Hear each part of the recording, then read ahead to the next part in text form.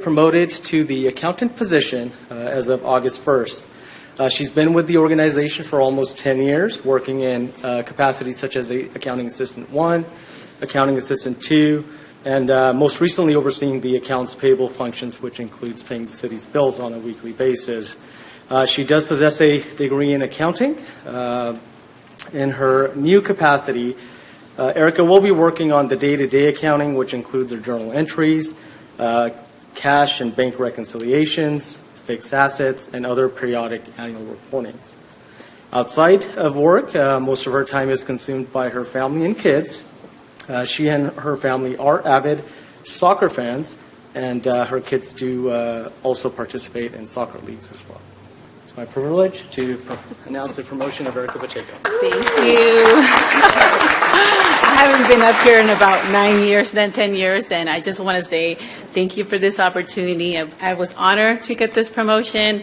I'm excited to learn and grow within the finance department. Not only that, but I live here in Gilroy, and this is where my family lives, and it's just just to learn. And I'm excited, and I'm part of an amazing team, finance department, and I can't say anything else. Thank you so much. Thank you. Thank you, Erica. All right, up next is our second accountant position. So not too long ago, you'll recall, as part of the Budget Adoption Council authorized a second accountant position within the finance department. The recruitment lined up perfectly that we were able to recruit and fill the second position at the same time. So I am excited to announce the hiring of Kelly Ullum. Kelly started with the finance department on August 14th as the second accountant position. She most recently worked at audit firms including Ernst & Young and Moss Adams, and has approximately 6 years of doing tax accounting and other IRS-related reporting. She possesses her education, degree in business admin and emphasis in accounting. She is new to the government accounting, but has already participated in several governmental accounting trainings. As in her current capacity with the city of Gilroy, she will be assisting with the accounting and the reporting of the debt and the investment program. She'll be focused on utilities accounting, as well as our South County Regional Wastewater Authority that we do the accounting for. Outside of work, Kelly enjoys bowling, and she serves on 2 leagues, and also enjoys spending time with 4 of her pet cats. My privilege to introduce you to Kelly Ullum.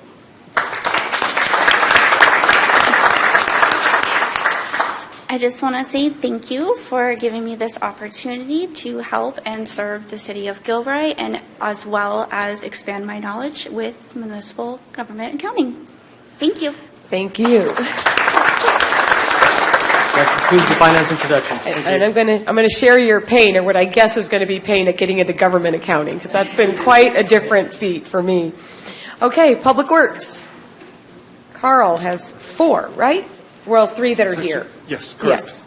Good evening, Madam Mayor, members of the council. My name is Carl Biarchi. I'm your interim Public Works Director, and I'm proud to introduce 3 new members to our Parks and Landscape division at the Corporation Yard. So let me start with Sal. Can you want to come up, Sal? This is Sal Russo. He's going to be one of our maintenance workers. And Sal brings a broad range of skills to us that we're pretty happy about. He's an electrician. He has a lot of landscaping background. He knows how to repair and build irrigation systems. And he's also pretty handy with pumps and that sort of thing. So Sal and his wife have 2 children. And welcome, Sal, to City of Morgan, or to Gilroy. Oops.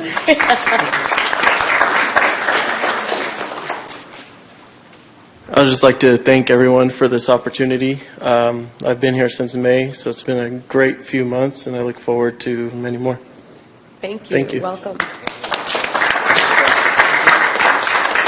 Okay, if I could have Fabian Gallegos. Fabian, we actually stole him. I was going to say stole, but he came to us from. Look at my notes here. So let me just start over. So Fabian is also a maintenance worker. We are happy to have his skills. He's pretty good at mechanical equipment and power tools. These are things that we use a lot in the parks. And he's also has worked for a family-owned landscaping business too, so we're happy to have that. Fabian was raised in Hollister, but he's lived in Gilroy for the past 8 years. He and his girlfriend are raising his 7-year-old son. Welcome, Fabian.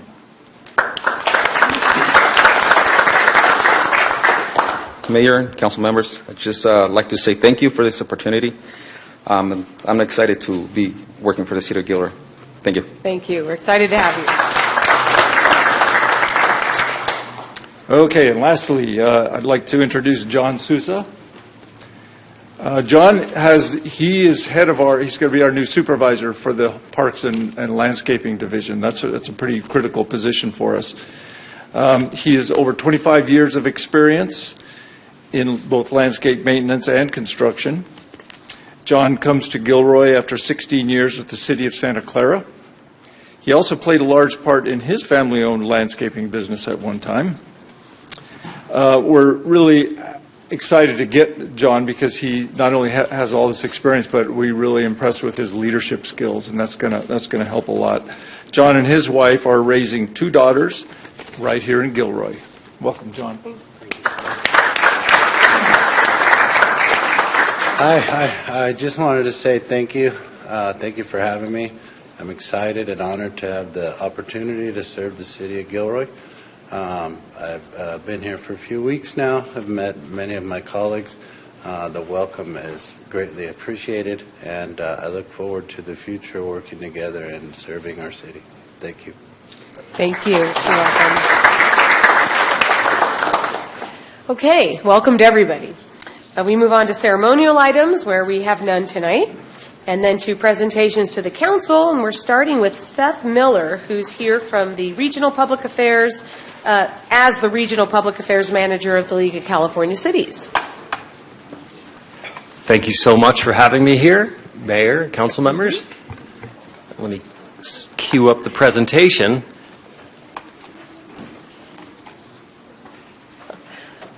And community members, what an honor it is to come to Gilroy tonight and meet your wonderful community. It's beautiful down here and a real pleasure. This is why I do this job.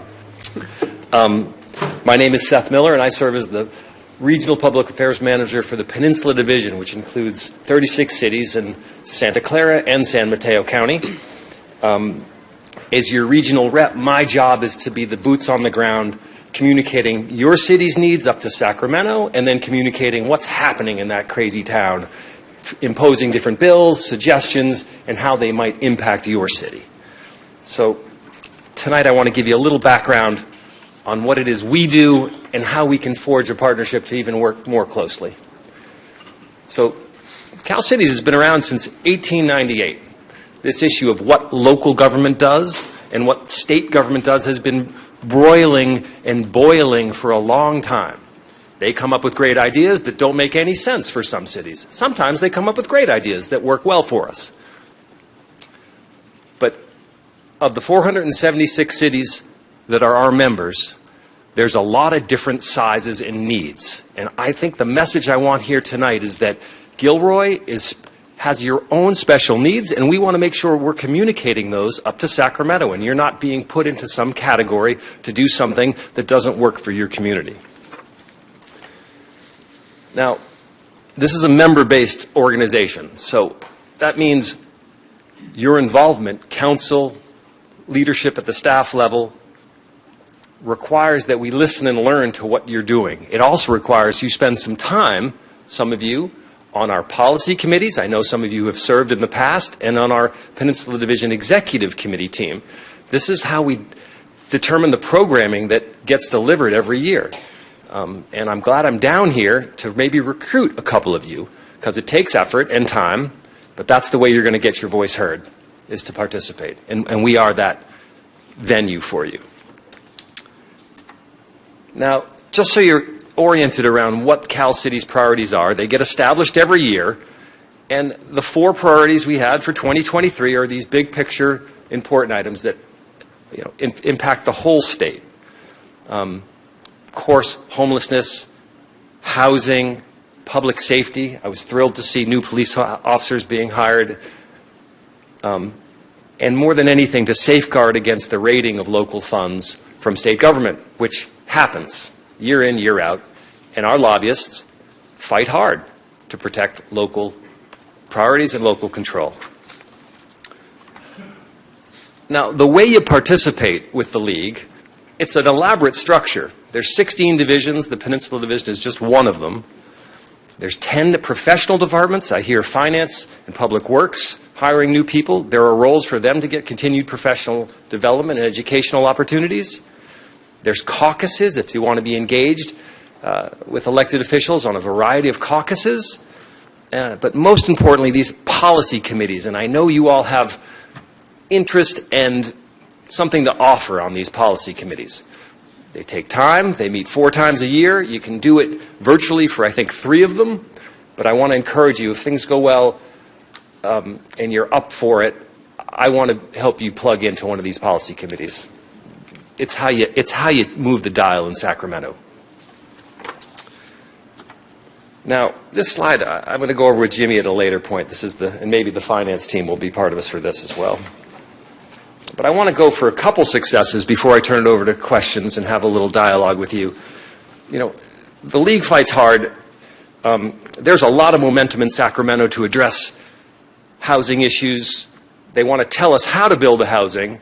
They want to tell us that we need to do planning for the housing, and then they want to override it with saying, well, you can build it wherever you want and give developers whatever they need. So we're trying to walk this balanced line. This year we're pretty proud. There's about $3 billion in there for local government.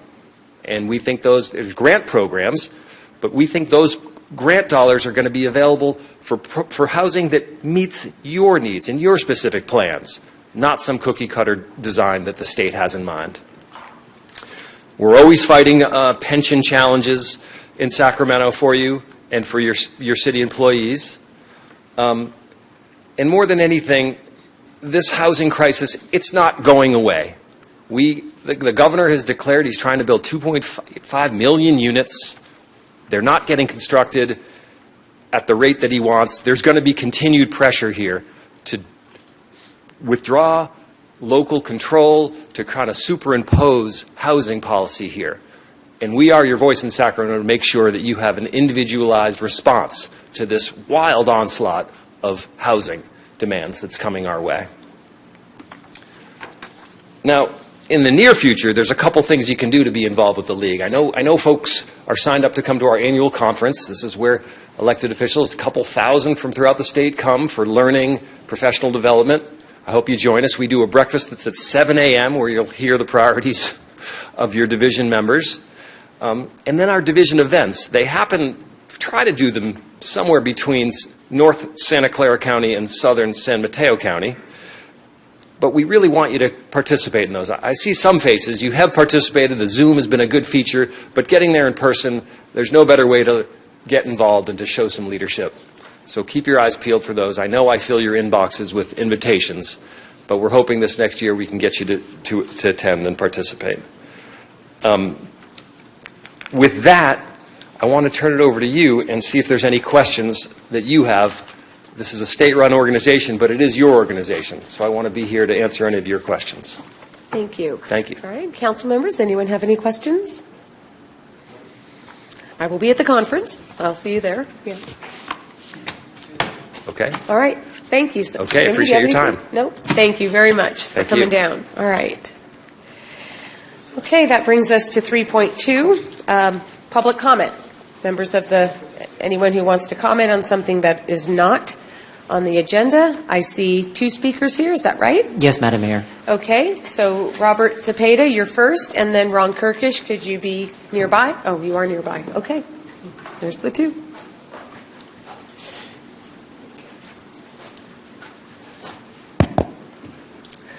Good evening, Mayor. Good evening, council members and city. First, I want to start with a moment of silence for all those that were affected by the natural disasters down south and in Hawaii.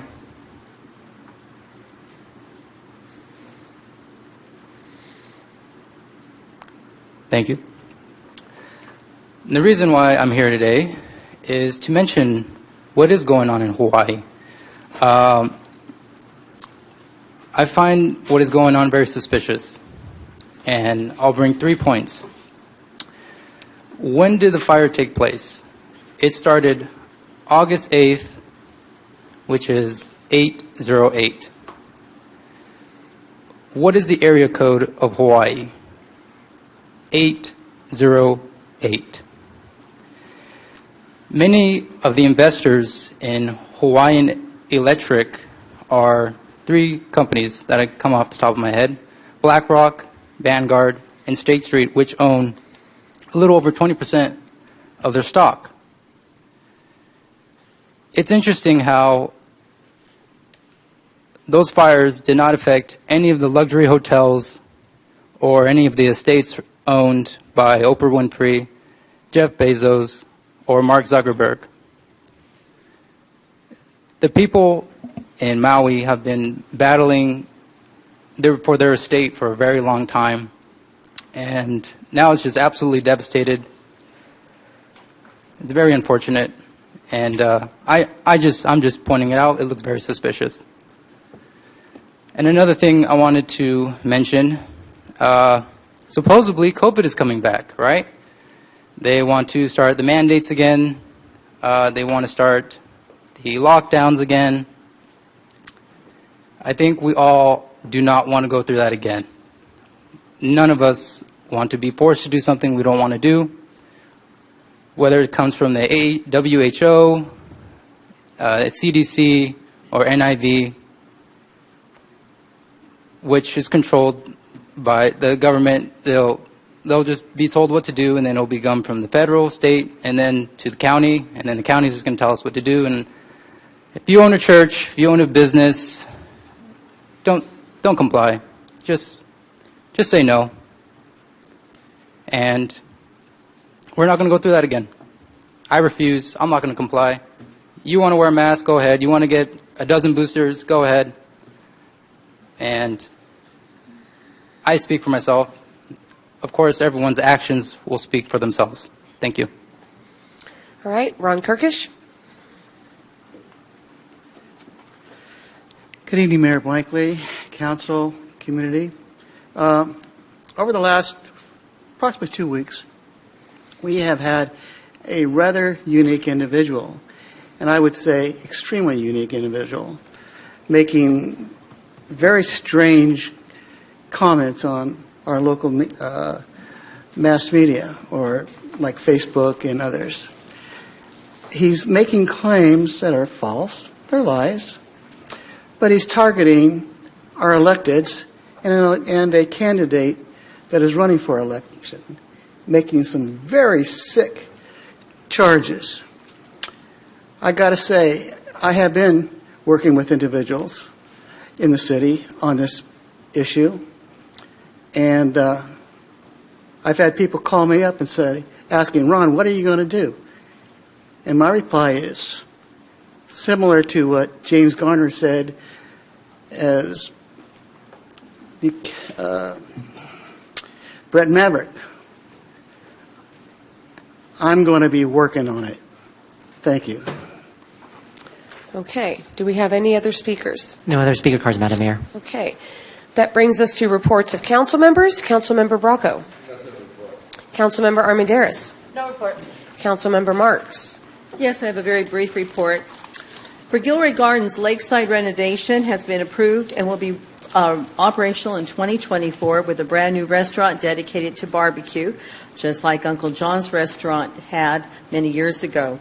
Their fall planting, pruning, and weeding season has begun. 2024 memberships are on sale.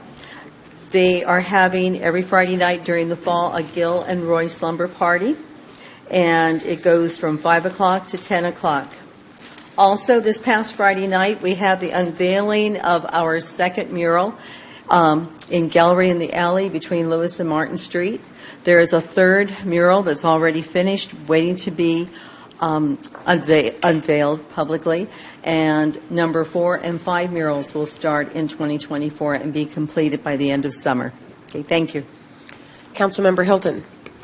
Thank you. From the VTA Policy Advisory Committee, Valley Transportation Plan Bay Area 2050 call for projects is now open. This is the region's long-range plan for housing, transportation, economy, and the environment, which is known as the Plan Bay Area 2050. It calls for creating compact, walkable communities by promoting high-density housing and mixed-use development near transit stations and existing urban areas. Their staff will be at the RNS Gilroy Farmers Market behind In-N-Out at the Gilroy outlets on this Saturday on August 26th to discuss the Plan Bay Area and updates.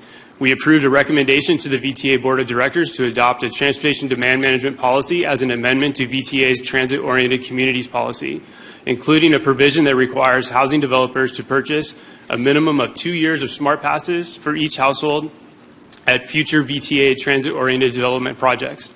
The recommended TOD policy advances all 3 business lines in VTA strategic plan through growth in ridership and farebox revenues that support increased transit service and generate funding to sustain enhanced services.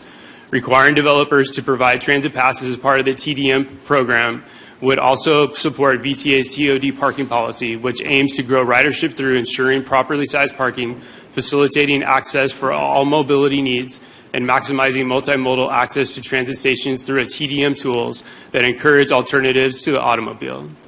VTA is in the process of preparing a climate action plan and adaptation plan that identifies specific actions VTA could take to minimize contributions to climate change, as well as to adapt and build resilience to long-term climate impacts.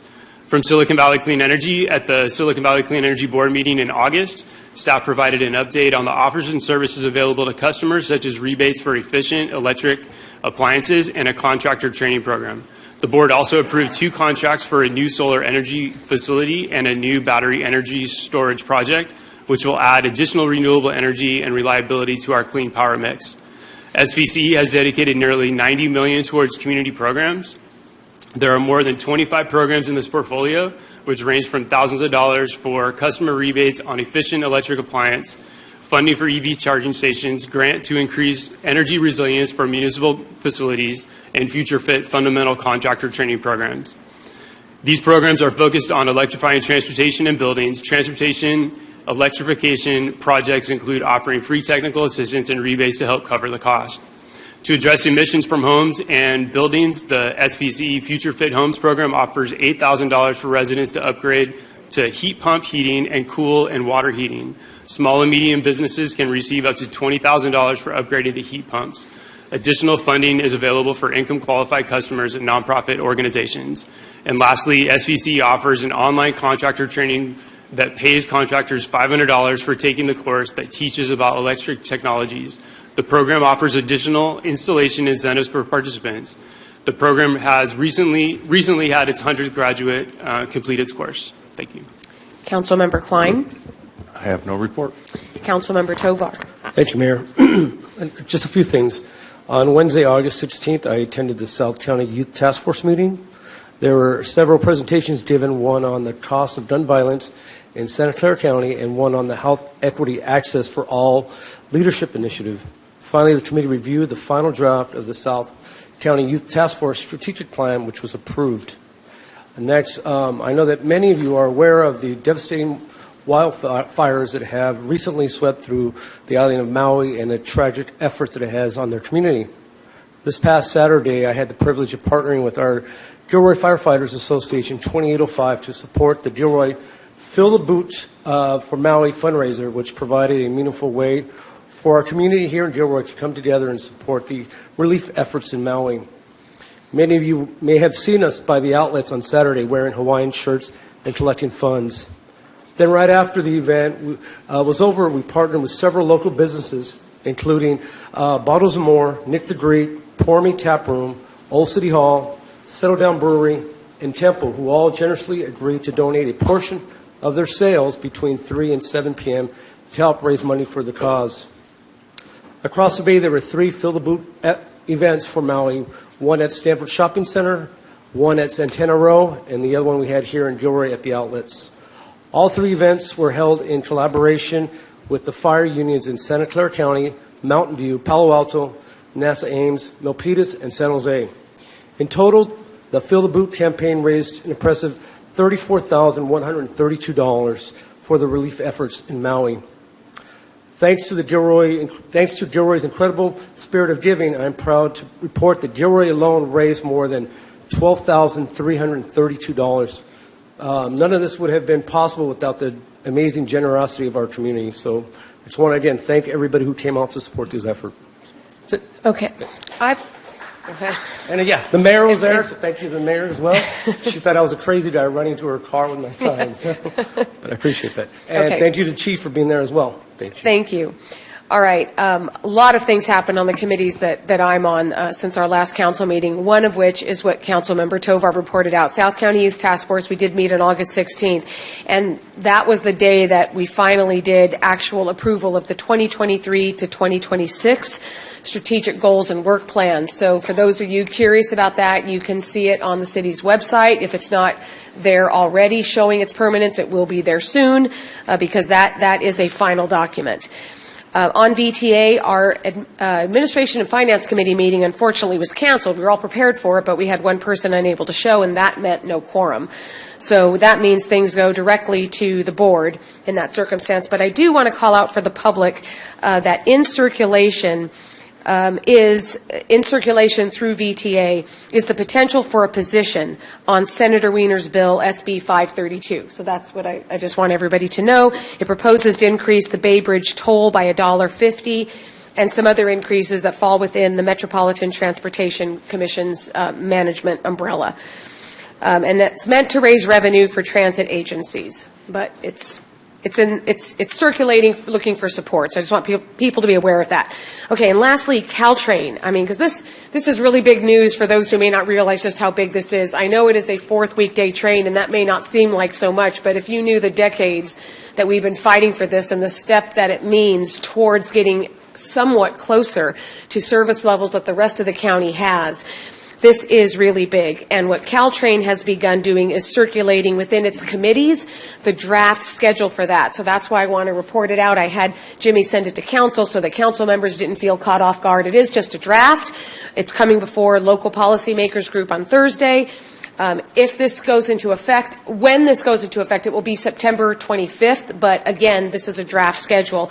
So I just wanted everyone to know that the top three the top three priorities coming out of the survey were, in this order, frequency, later AM service, and shorter trip time. And the draft schedule proposes a departure time from Gilroy, the added fourth train, of 7:29 a.m. So that would be 4 weekday trains that depart at 5:52 a.m., 6:29 a.m., 6:50 a.m., and 7:29 a.m. To the current return schedule times, which are 5:19 p.m., 6:40 p.m., and 7:17 p.m., the draft proposal is to add 6:17 p.m. So that's kind of in the middle of what's already there, and the morning one is at the later time. The new train service in its final form will begin on Monday, September 25th, and we're going to make a very big deal about it, so be ready on Monday, September 25th. In other big Caltrain news I want to share, because this happened on August 17th, this also was just last year, the state approved funding for a demonstration pilot program that's going to run a train on battery-equipped electric. It's a battery train that's going to run on non-electrified tracks. It's probably the best way I can say it, because, as some of you know, the tracks are not going to be electrified south of Tamian for a very long time, probably not until high-speed rail comes. So even when Caltrain starts implementing their electric trains, Gilroy is still going to have diesel trains. So the state has just funded this pilot program that is still several years out, but it's closer than high-speed rail. So at some point, we may get not only diesel trains, we may have a battery-operated one that will be charged that can come to Gilroy on tracks that are not electrified. That is my report. Okay, council correspondence. We have none. Future council-initiated items. Seeing none. Consent calendar. Are there any members of the council wishing to pull anything from consent? I would like to pull 7.5. Okay, Councilmember Marks wants to pull 7.5. Anybody else? Okay, then let me go to public comment to see if we have any comments on any of the consent items, or at least the ones not being pulled. We do have one public comment for 7.5, so would you like me to wait? Okay, until- yeah, let's wait on that one if that's specific to that. Okay, so having no public comment then on the rest, do I have a motion for approval of 7.1, 2, 3, Second. and 4? Okay. Doesn't matter. Okay, moved by Councilmember Bracco and seconded by Councilmember Marks. Yep. Okay, to approve 7.1 through 4. That's a roll call vote? Councilmember Medeiros? Yes. Councilmember Bracco? Yes. Councilmember Klein? Yes. Councilmember Hilton? Aye. Councilmember Marks? Yes. Councilmember Tovar? Yes. And Mayor Blankley. Yes. Okay, then that brings us now to 7.5. Don't know where to start on that, except, I guess, to look at you. Okay. Well, 2 weeks ago when we voted on the vendor ordinance, I went back today and I was looking over the video, and I was confused when I went to vote because I thought the 600 feet were for all the vendors starting right when they went to set up. And I guess I needed to be more specific in my questions. So when I voted yes to it, and I really kind of hung the restaurants out to dry because they attended the community meetings. Their voices were they wanted more of a distance than the 4 feet that the ordinance does suggest. So I wanted to just make that comment publicly. The ordinance as written right now does address safety and health, and I don't have a problem with what's written right now. But I would like to see if other fellow council members would like to have something else put in. It doesn't have to be tonight. We can always address it in 2 weeks and maybe have an addendum to this ordinance, respecting what the restaurants have requested, a little bit more distance from their front doors. I don't know. I might be alone on this, but. Okay, I don't know if, John, if you want to say anything or not, but I know that for me, I haven't heard, or I don't know what the health and safety connection is to that statement. That's what I think we've been trying to address, is to get specifically to how we tie it to health and safety. And we've had 3 public hearings, and to me, we've done the best that we can tying to health and safety, but that's I guess my I could comment. tie in safety with when you're 4 feet on either side of an entrance and the lines are getting longer, it might be a safety hazard for customers trying to enter a business or leave a business. That's where I was coming from. I think, Carol, that you precluded your statement by saying that you're hanging the restaurant owners out to dry, and the state bill says that we specifically can't favor, right, restaurant owners or brick and mortar business owners over the vendors. And so I think it sounds disingenuous. I hope that that's not what you mean.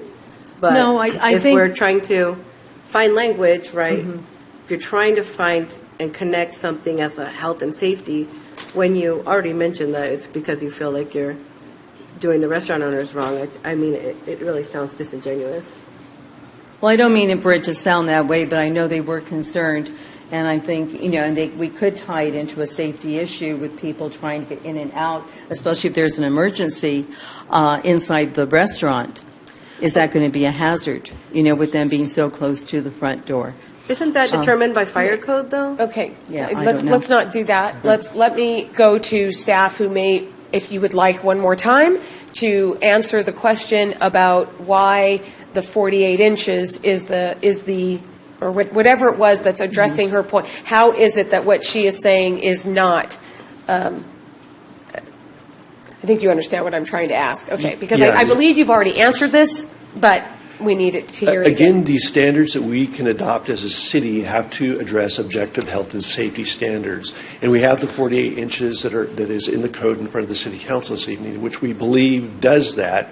We've had it reviewed by our fire department and other staff members, and we feel that it addresses those concerns in the immediate event that there happens to be some catastrophic event at a restaurant. That, coupled with other safety measures that are in the building themselves, should address the fire and safety concerns. Okay. Are there other council members who wish to speak on this? Councilmember I'm sorry? Yeah. Okay. Let me look at this thing. Councilmember Tovar, I know you've been waiting, and then I'll go back to Councilmember Armendariz. And then just a question. Thank you, Councilmember Marks, for bringing this up. two questions, obviously. In regards to the comment about the businesses, could you share exactly what you've been told? And part two is, what would you like to see happen? I mean, with your comments, what would you like to see Yeah, happen? I would like to caution us on saying things that are what a particular business owner wants. We're not here to be talking about particular business owners. We're here for the whole, and I want to make sure we don't go down a road that isn't for the whole. Right. No, and so that's what whatever I'm- you say or feel has to be for the whole. Well, I don't think the mayor wants me to respond. All right. Well, I'm just cautioning you Right. on not responding based on a particular, Well, right. because that's not what we're supposed to be doing. Okay. Okay, so is there a motion to approve this No, I ordinance? don't. Oh, I'm sorry. Speak. I'm sorry. Oh, yes, and right. I understand. Councilmember Armendariz, I forgot. My apologies. That's okay. And in reading through our proposal, I don't see a fee schedule attached for the licenses, and I know that we talked about it in the beginning, but we do have a schedule of the administrative fees, right, in case folks violate the new ordinance. And I think that for the sake of being transparent, and the fact that we've included a lot of language in here that can be prohibitive to the vendors that we already have, right, and they already exist and they're already selling. I think it would be in the best interest of transparency to include a fee schedule so folks know what they're going to. And we are going to be coming back to council at your second meeting in September with that fee proposal. Thank you. With a resolution. Okay, let's go to public comment. I forgot about that too. Yes, Madam Mayor, we have one speaker card, and it's Rocio Rojas. Okay. Is Rocio Rojas here? Apparently not. She's here. Oh.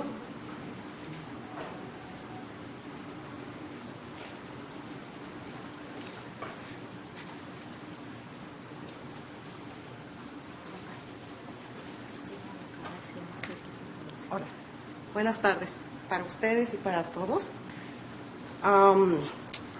Ella es mi hija y me va a traducir. Les quiero hacer una pregunta sobre la ordenanza para vendedores ambulantes. Hi, good afternoon to the public and to all of you guys here. I will be translating for my mom today. She does have a few questions of freelance food vendors, street vendors. Yeah. Okay. He estado en casi todas las reuniones referentes a este tema y los que no quieren a los vendedores ambulantes, que no estemos vendiendo, en todas las juntas han preguntado cómo podemos reportarlos y por medio de llamadas como hasta ahora. So basically what she wants to know is there's been a lot of complaints that have been targeted towards food vendors, and what she wants to know is how those complaints come aboard.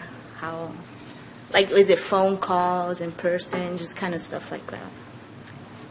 Okay. Y mi pregunta es para ustedes si cuando ya aprueben, primero Dios, aprueben la licencia para que podamos trabajar, va a ser igual que nos puedan reportar solo con llamadas y si van a investigar esas llamadas o van a hacer lo que hasta ahora están haciendo, que llaman anónimamente y solamente va alguien de la ciudad y quita a los vendedores sin investigar. Another topic to that is that once permits are released to food vendors, if that's going to happen, will it still be the same type of topic of if somebody complains about certain food vendors, if the city will just come by and kick them out how they are doing now? Sí, sí vamos a tener como una seguridad ya con nuestros permisos para que no cualquier gente llame y diga, oh, ellos dejan basura o dejan, no me gustan los vendedores, y o sea, que no investiguen si es verdad o no, solo nos van a quitar. Some complaints do have to do with topics such as they didn't sweep last night, they left this, they're doing this and that. And that's just kind of like maybe rumors. Are you guys going to do anything about it, like investigate further if that's stuff that's actually going on, or if it's just maybe some people just targeting food vendors just to get them off the streets for no good reason? Because us personally, it has happened to us a few times already that anonymously, I can't say that word, but that somebody, the city comes and tells us that you guys have to leave, just our stand in particular kind of thing. And yeah, so she just wants to know how that's going to get taken care of, if permits come, if that's going to continue to happen. So, it's todo good. Yeah, those are the questions she has. Thank you. Okay, thank you. Thank you. Mayor, Thanks for coming. sorry, I'm not. Thank you. Mayor, Okay, hang on. Mayor, Okay, I'm not yes, sir. looking to comment on what was said, but can somebody reach out to us?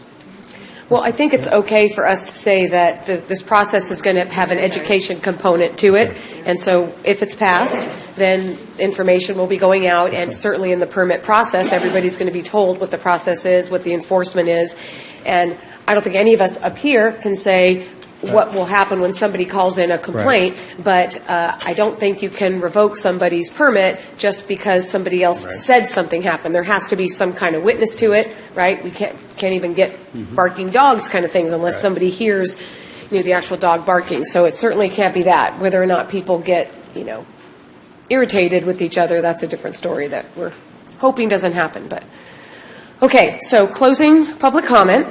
And now looking for a motion to either approve or revise. Okay, motion to pass as is. Okay, is there a second? Okay, I will second that. If nobody else. Okay, so made by Councilmember Klein and seconded by Mayor Blankley to adopt an ordinance adding Chapter 16B sidewalk vending to the Gilroy City Code. And this is a roll call vote. Councilmember Almaderas? Yes. Councilmember Bracco? Yes. Councilmember Klein? Yes. Councilmember Hilton? Aye. Councilmember Marks? Yes. Councilmember Tovar? Yes. And Mayor Blankley? Yes. All right, that passed unanimously. Okay, moving on to 8.1, bids and proposals. Award of a contract to Perkins & Will for the preparation of basis of design documents for the Gilroy Ice Center, and approve a contract expenditure of $275,000. And Carl Biarchi is going to be giving us this report. Yes, hello again, Madam Mayor, members of the council. And for this particular item, my title is Special Assistant to the City Administrator, and my mission is to deliver the Sharks Ice Center, or the Gilroy Ice Center, for the city. The item before you this evening is to hire the firm Perkins & Will. It's an architecture firm, and have them prepare the basis of design documents. And I'll start off with a little bit of background. As the council is aware, in June of last year, the city entered into a non-binding term sheet with Sharks Sports Entertainment, LLC, which essentially solidified a partnership to build the Gilroy Ice Center. And not only build it, but how we were going to operate it going forward. One of the terms in that agreement is that we're going to build this facility using a design-build method. And so what will happen is a year from now, I'll be bringing a contract to the council. Not a year from now, next year. Clarify that. Next year, I'll be bringing to the council a contract to award to a design-build firm to design-build the facility. These design-build firms it's one entity. It's a combination. They have designers, architects, engineers, and a contractor. They're teaming up to build this facility for us. So they'll have a proposal to have it built for us. Once we let that contract, the city loses some of its influence over the design process. We're essentially handing it over to this firm, this team, to design and build the facility. So that brings us to the basis of design documents, which is what was before you this evening. Since since we will lose some influence over that, what we want to do is when we award that contract to the design-build firm, we want to have it as packed with everything that we want and everything that the Sharks Sports wants in this facility. So it's basically the fundamental design parameters for the project. And it is essentially we'll describe the facility, including all the dimensions that you see in the staff report, the functions that we want it to have. Shark Sports will be involved, and they'll be able to talk about these two NHL hockey rinks and all the specifics to build that properly. So all that goes into these documents, and Perkins and Will they're very experienced at these kinds of sports facilities. They also have experience with Shark Sports in building similar facilities elsewhere. So it makes for a very good team. So what we're recommending is that we award this contract tonight. We will get these basis of design documents rolling, and once those are complete, then we'll work on pre-qualifying design-build firms. We'll get a handful of those that we find qualified to build it, and then we'll get proposals from each one of those and award a contract, and away we go.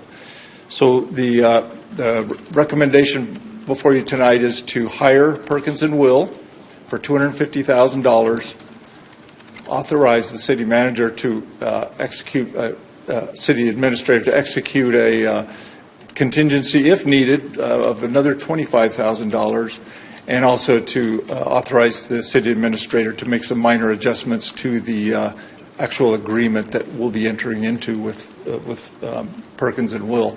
The fee that if it's approved tonight, the fee and the term, that's locked in.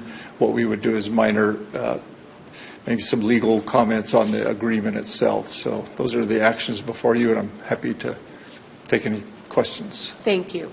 Okay, I'm looking to council. I don't see anybody on the board here for internal speakers. Does anybody have any questions of Carl, of our staff? No. Okay, then thank you, Carl. This is no public comment for this? It should be. Okay. Over here. Public comment. Do we have No anybody public speak? comment. Nobody wanting to speak? Okay, then that just leaves us with needing a motion if nobody has anything. So moved.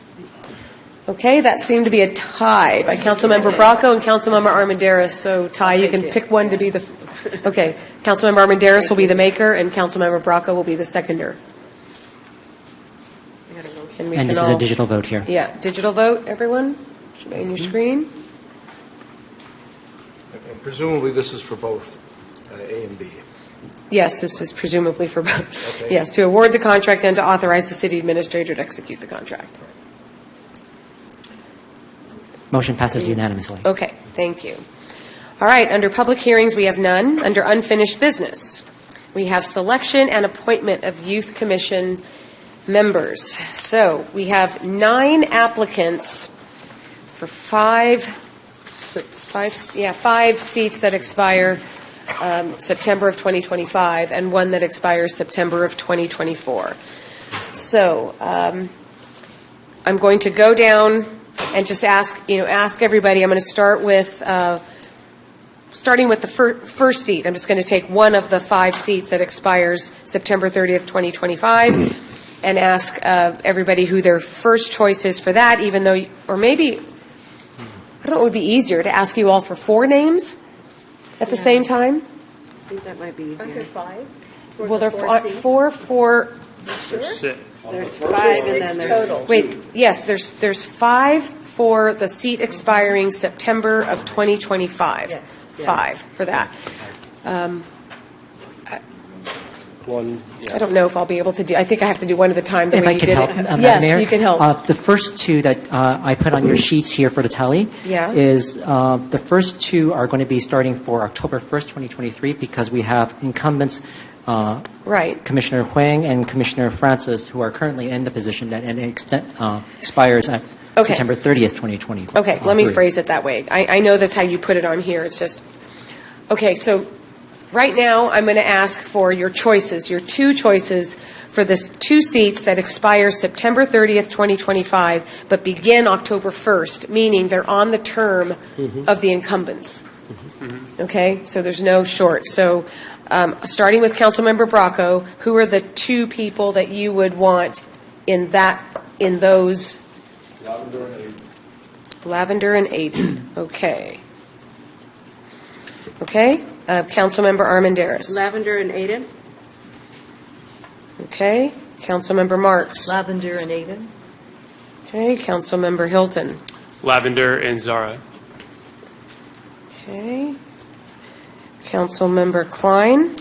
Lavender and Maya. Lavender and Maya. Maya. Okay. Councilmember Tovar. Lavender and Maya.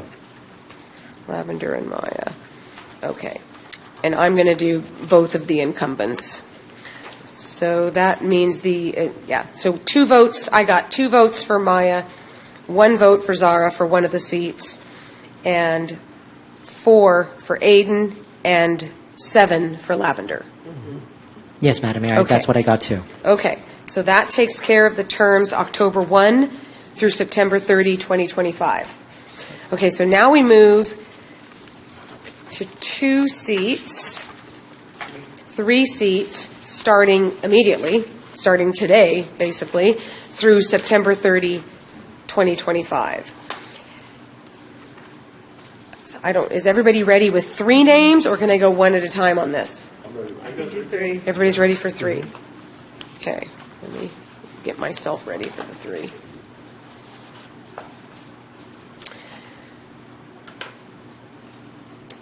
Okay, Councilmember Bracco. Crystal, Maya, Tanami. Crystal, Maya, and sorry, the third? Tanmi. Oh, got it. Councilmember Armendariz. Saeed, Crystal, and Tenmi. Saeed, Crystal, and I'm sorry, the third? Tenmi. Okay. Councilmember Marks. Crystal, Maya, and Saeed. Crystal, Maya. I can track these this week. Give up.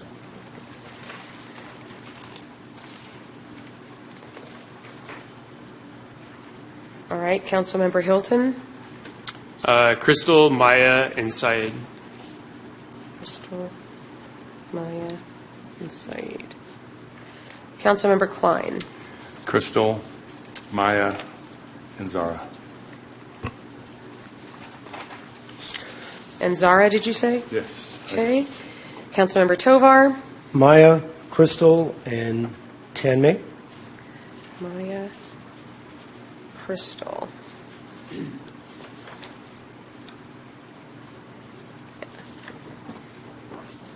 I hope you're keeping track of this because I'm going to mess it up though I'm doing it this way. Okay? And mine are Crystal. I'm voting for Chad, mine. And then Cooper. So it looks to me, Ty, like Crystal got one of them. That is correct. Okay. Maya got another. And then who got the next? It seems like we have a tie with Tanmi and Saeed. But there's only 3, so I believe we need to have a majority of council to appoint. Right. So, right, Saeed got 3, and Tanmay got also 3? Yeah. So those 2 don't make it, but that leaves us with 1 seat still, right? That is correct. Do we vote again, or do we just leave it? Vote again. That is the council's wishes to vote again. Maybe vote between those 2? Or Saeed the next, and or yeah. do 1 to each seat, because there's still that other seat. And the runner-up, could take the other seat. Yeah. Okay, so vote again for those 2? Is that what we Yes. just said? Can we do that and not have to do it all? Okay, so we're confirming, okay, Lavender and Aiden got the first 2. Crystal and Maya, and who was the third one? Or there wasn't a third one? No, it was That's tie. it. Okay, it was Crystal, Maya, and then there was a third. Okay, so Councilmember Bracco, who would you vote for between, we're talking 10 May and, okay. Okay, Councilmember Armendariz? Said. Okay, Councilmember Marks? Said. Councilmember Hilton? Said. Councilmember Klein? Zaid. Councilmember Tovar? 10 May. Okay, and I would go with Said. So that then means Said gets the third seat from August 1 to September 30th, and then Tanmay would get the one that's expiring September 30th, 2024. Yep. Is that all right? Yep. Did you ever ask for public comment on this? 25. 24. That was, then 10 May's the last seat. Okay. Do we have any public comment? No on speaker this? cards, Madam Mayor. All right, thank you. Okay, then do you have everything you need? Yes, I do. And I So think- just to confirm, Uh-huh. we have Lavender Huang, whose position will start on October 1st, who's already an incumbent, Mhm. to start for and end at 2025. We also have Commissioner Aidan Francis starting on October 1st, ending at 2025. Then later we will also have the three ones that starting today will be Cristil Mhm. Garcia Pablo, Maya Barrett, and Saeed Mustafa. Lastly, we will have Dami Sarath for the term expiring on September 30th, 2024. Yeah. Okay. 1, 2, 3, 4, 5. I have 7 marked down, but God. This was a lot. This was a lot. You have the 2 incumbents. Right, that's clear. Then there should be 2 that are, 3, August 21 to today. And those 3 were Maya, right? Who was the Crystal. Crystal. And Saeed got the other one. Yep. Okay, that's where my mistake is. Okay. And then Tanmay gets the one that expires September of 2024. Correct. Right. Okay, that works. Okay, everybody, thank you. That was a lot, and mostly thank you to the applicants. I don't know whether you're here in the audience or whether you're at home listening or whether you're watching this later. Thank you all for applying. We greatly, greatly appreciate it. Okay? Congratulations. Yeah, these things are hard to do because, especially when it comes to the youth, they're all with that enthusiasm and they all want to contribute, and it is very difficult to figure out who. We can clap. Let's clap. Okay, moving on to 10.2, which is introduction of an ordinance of the City of Gilroy, amending Section 2.13 of the Gilroy City Code to modify the regular meeting schedule of the City Council. Jimmy, you're going to report on this? Okay. Yes, thank you, Madam Mayor, members of the City Council. This is a follow-up to your August 7th meeting, where you provided staff direction concerning meetings in July and December.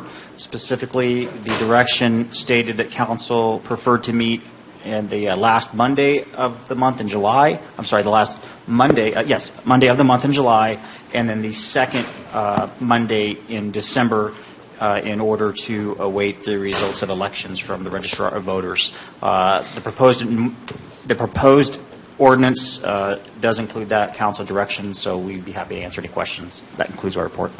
Okay, thank you. Any questions from council members? Okay, anybody from the public wishing to speak on this item? No speaker cards, Madam Mayor. Okay. Then, okay, so a motion by Councilmember Bracco, seconded by Councilmember Tovar, to read, the first thing would be to read the ordinance by title only and waive further reading of the ordinance. I can't combine, so just that, right? Okay, so that's the motion. We have a, right. You want to vote or? Roll call vote, but we are missing Councilmember Armendariz, if that's perfectly And fine. Klein. That's okay.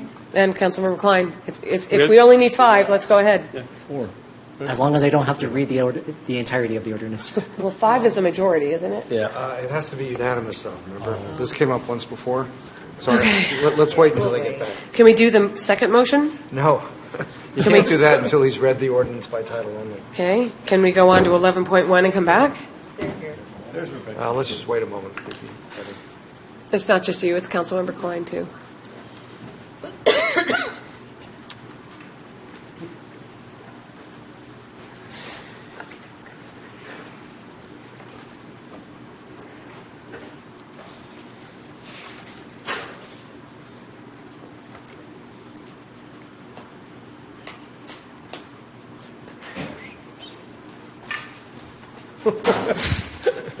Waiting on you.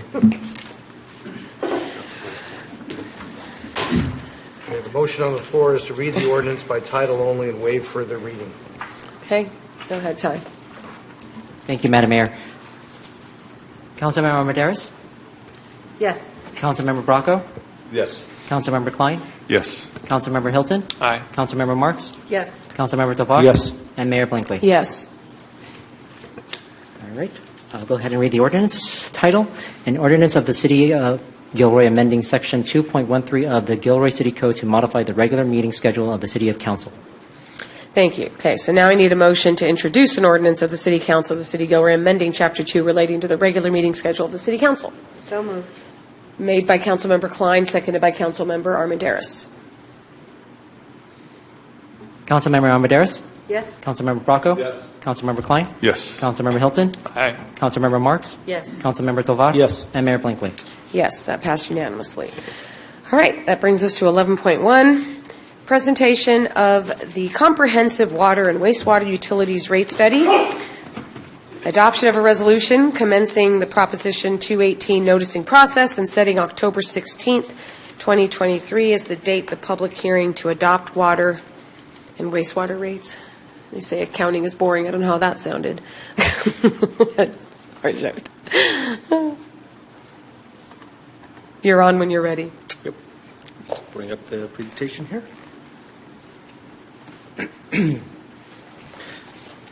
Good evening again, Mayor, Council members, members of the community. Herjot Sangha, Finance Director. I'll be presenting you the item before you, which is the Comprehensive Utilities Rate Study Report and adoption of a resolution which would commence the Proposition 218 noticing process and setting the date for a public hearing.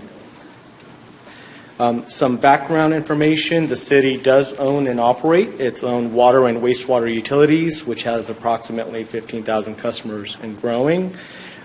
We do know that the operational and capital costs for both utilities are increasing, and this includes primarily inflationary cost increases in materials and services in the recent years, costs related to doing capital projects, our utilities to include electricity, and also our groundwater extraction charges that are charged by Valley Water have also been increasing over the years.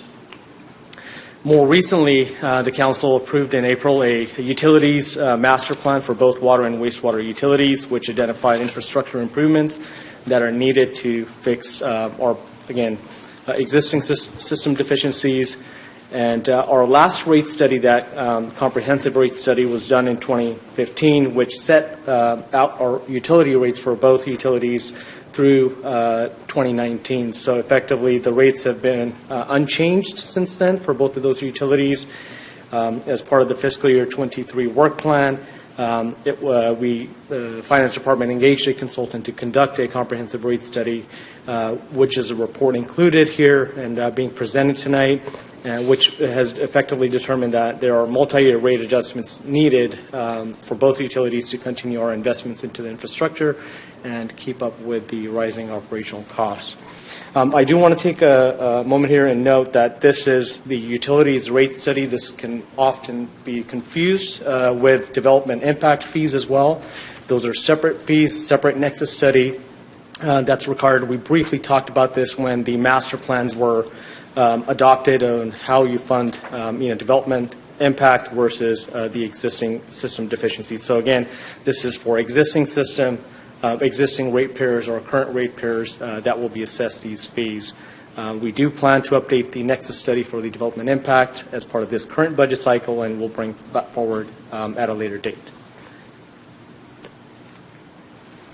So the objectives for the rate study primarily include establishing, utility rates that we currently have, that they are able to cover all operating and maintenance costs, including the cost for treatment. Also ensuring sufficient fundings for our CIP projects are there for the 5-year period. We also have some reserve targets recommended for operations and capitals. So the rate study's objective includes maintaining those reserves throughout the 5-year period. For those utilities that do have bond existing debt, there are bond covenants that require us to maintain a bond coverage in a given specific year. So it also takes that into account. Last but not least is complying with the legal requirements of the Proposition 218, which requires utility rates are fairly and equitably established and assessed, if you will.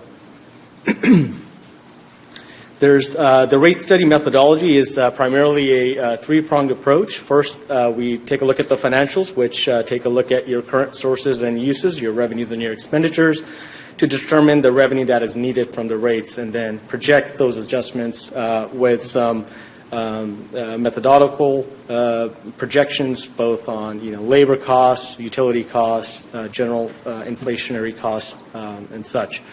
The second component is the cost of service analysis. Basically takes a look at the proportionality of the revenue requirements to the various customer classes with the established industry standards as well as the state law. Last but not least is a rate design analysis to consider what rate structures best meet the city's need to collect the rate revenue. Next, I'll share the results. First, regarding the water utility. So the net revenue requirement determined by the rate study for the water utility ranges from approximately $16 million in the current fiscal year, growing to about $19 million in fiscal year 28. We do have 2 reserve targets, one operational, which is established at 6 months of operating expenses.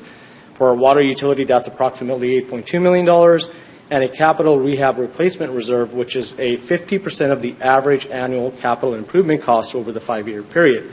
And that amount is 4.1. So together, both of those make the 12.3 in the fiscal year 24. From a capital improvement projects perspective, we have an average, again, of $8.2 million annually, which is primarily funded by the accumulated fund balances. However, there is an assumed need for bond issuance in the latter years of the 5-year period of this study. Staff don't believe that the chances of that are very slim because any need for new debt will actually depend on the preceding years on how we actually deliver the projects in the current budget cycle, primarily timing and the cost. So if we're able to deliver the projects sooner, faster, at a lesser cost, we may be able to defer having to issue debt in the latter years. So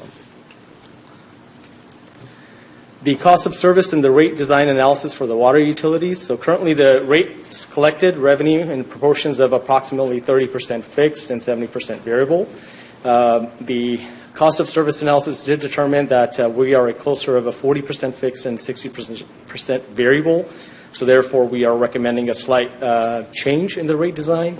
The volumetric charge currently consists of 2 tiers. So the first tier is up to 30,000 gallons of consumption, and the second tier is 30,000 gallons or above. We are recommending, because we're drawing from the same water source from Valley Water, we're recommending transitioning to a uniform or a single tier there. The rate adjustments needed for the water utility in the first 2 years are 8%, the third year is 6%, and 4% for the latter 2 years. Here's a illustration of the chart, again, kind of showing you the summary that I kind of talked about, specific to the water utility, which outlines basically your deficiency before any kind of rate increases. So you can see in the current fiscal year 24, the $1.9 million, so approximately $2 million, growing to about $4 million in the outer years. So the additional revenue rate increases would be approximately $600,000 in the current year, growing to about 4.6, and then outlines the projected annual rate increases there. This chart illustrates the water utilities reserves, again, which consists of the operations as well as the capital. This chart demonstrates, one, the ending cash balances. We are projected to draw upon our accumulated fund balances over the next couple of years to deliver a lot of the CIP that's planned. as part of the updated CIP budget that was approved, as well as demonstrates that we are able to maintain our minimum target reserves for the 5-year period. So taking that into account as well. The proposed water rates are presented to you here. Our current fixed service charges are basically variables based on the meter size for both residential and non-residential. The variable charge for all water consumed, again, as I mentioned earlier, currently we're in a 2-tier program. We're recommending to eliminate the Tier 2 and have a uniform rates there. The rate study and the models do assume that the rate increases will be implemented first at January 1, 2024, and annually on January 1st for subsequent years through fiscal year 28. The next couple slides will show you some water bill impacts. First one is going to be for the single-family residential with an average monthly water usage of 8,300 gallons.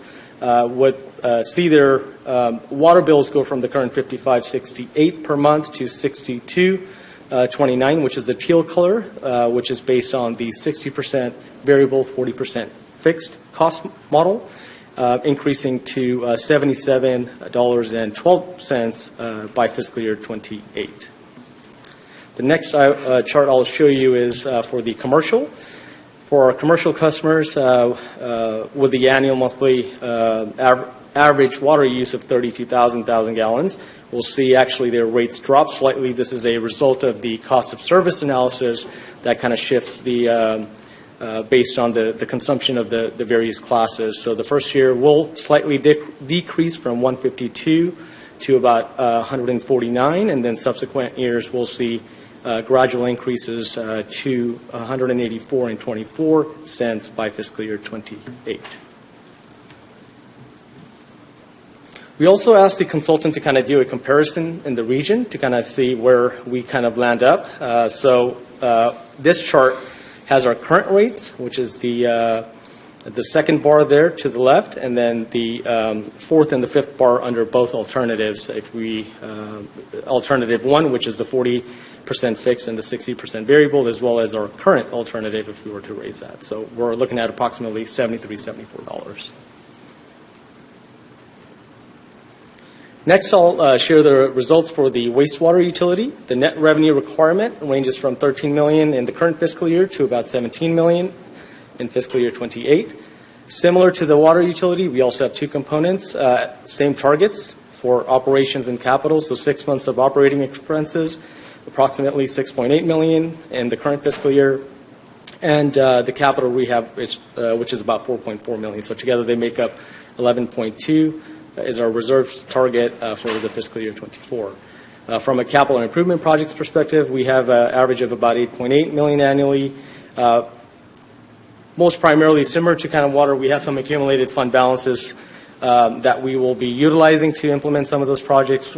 We also have existing 2021 bond proceeds, which were issued in 21 to fund the South County Regional Wastewater Authority's treatment plant expansion project. So we have some cash on hand that we'll be utilizing to implement the capital improvement project. So the rate increases on the wastewater side are not as aggressive, if you will. No changes are recommended to the rate design in the wastewater utility, so it does maintain the existing rate design in the structure. The rate adjustments warranted for the wastewater utilities are about 4% for the next 5 years. Similar to the water utilities, the rates would be assumed to be implemented again on the January 1st of 2024 and January 1 of subsequent fiscal years for a 5-year period. This is the summary of revenue requirements for the wastewater utility. Here we do show our deficiency occurring starting fiscal year 25 of approximately $300,000, growing to about $2.7 million by fiscal year 28. The additional revenue from rate increases will generate approximately $500,000 in the current fiscal year to about $3 million by fiscal year 28. And this chart also includes the projected annual rates and also includes the debt coverage that demonstrates that we are required to have a debt service coverage of 1.25, that we will maintain that for the 5-year period. From a wastewater reserves perspective, similar to the water, this chart demonstrates that we have some cash on hand that we will be implementing, utilizing to implement capital improvement program, as well as demonstrates that we will maintain our minimum target reserve balances for the 5-year period. This is a table of the proposed wastewater rates. Again, for the residentials, it's a fixed monthly charge. So that includes our single families and multifamilies. For our residential customers, we do have a fixed base rate monthly charge as well as a volumetric rate, which depends on the various strength levels ranging from low to high, as well as the fixed monitoring cost, which varies from significant, non-significant, and other non-residential. So on here, I'll briefly kind of pause and give you some examples. So the various strength categories, the low strength category examples would include our offices, retails, department stores. Our domestic strength would include our hotels, motels, service stations, and beauty shops. Medium strength would include our multi-use facilities, any hotels with restaurants and such. And our high strength includes our food processing businesses or grocery stores and such. And on the monthly base rate for our non-residential customers, the significant category would be businesses such as medical facilities or hospitals. Our non-significants would include our hotels, restaurants, and other category would include our offices, mixed-use folks and such. And I think I mentioned this earlier. Again, for the wastewater rates, we're looking to implement those on January 1st, 2024 for the first adjustment, and then each subsequent fiscal year would be January 1st of each year. The next couple slides will demonstrate the wastewater bill impact for single-family residents on this chart. We're currently looking at $46.64. That would increase to $51.07 per month, and then gradually over the next 5 years to $59.74. For our commercial customers, they're currently paying $106.31 per month. They would see their bill increase to about $120, and then gradually over the next 5-year period to $140.29 per month. Similar to the water utility, we also had the consultant do a regional comparison of the wastewater bill, and this chart demonstrates where we currently are, as well as where we would be under the proposed rates in the first given year. So we would go from the $46.64 to $51.07 per month. As far as next steps go, we will be pending council decision tonight and the adoption of the resolution.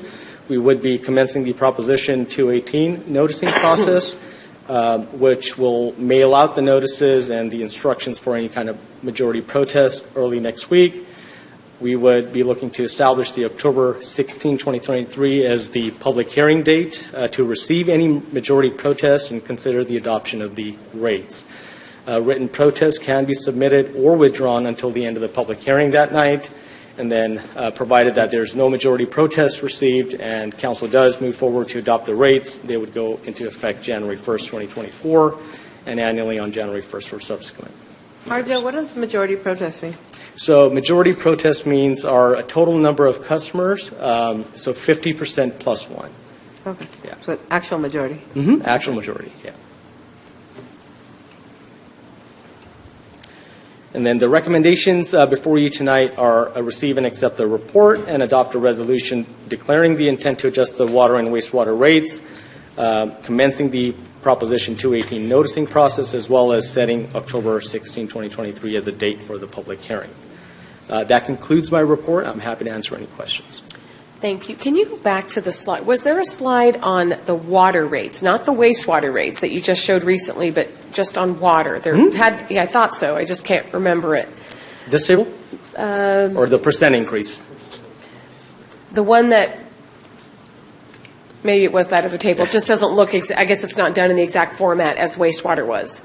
Wastewater showed single-family, multifamily. Yes, so the current, rate structure and is what's- different. Yes. Yeah, okay, it's Yeah. different. So the one for the water rates that's most similar is this one here. Yes. So a residential customer, there it is. There's the tiered volumes, there's the current rates. Okay, and then that shows how they go up. Yep. Okay, thank you. All right. Council members, any questions of Harjot, of staff? All right, do we have any public comments? No speaker cards, Madam Mayor. Okay, no speaker cards. So that then brings us to possible action, which is to receive a report and adopt a resolution. Is there a motion? All right, motion made by Councilmember Bracco. I'm going to assume this report should be, this motion could be adopt a resolution which does all three things. So Right. receives the report and adopts a resolution. Right. Is there not a second? Well, there's no discussion, but there's not a second? Okay, I'll second it. I don't understand that, but okay. Councilmember Almaderes? Yes. Councilmember Bracco? Yes. Councilmember Klein? Yes. Councilmember Hilton? Aye. Councilmember Marks? Yes. Councilmember Tovar? Yes. And Mayor Blankley? Yes. Okay, that passes unanimously. All right, moving to 11.2, extension of temporary outdoor dining program. Sharon, you get the pleasure.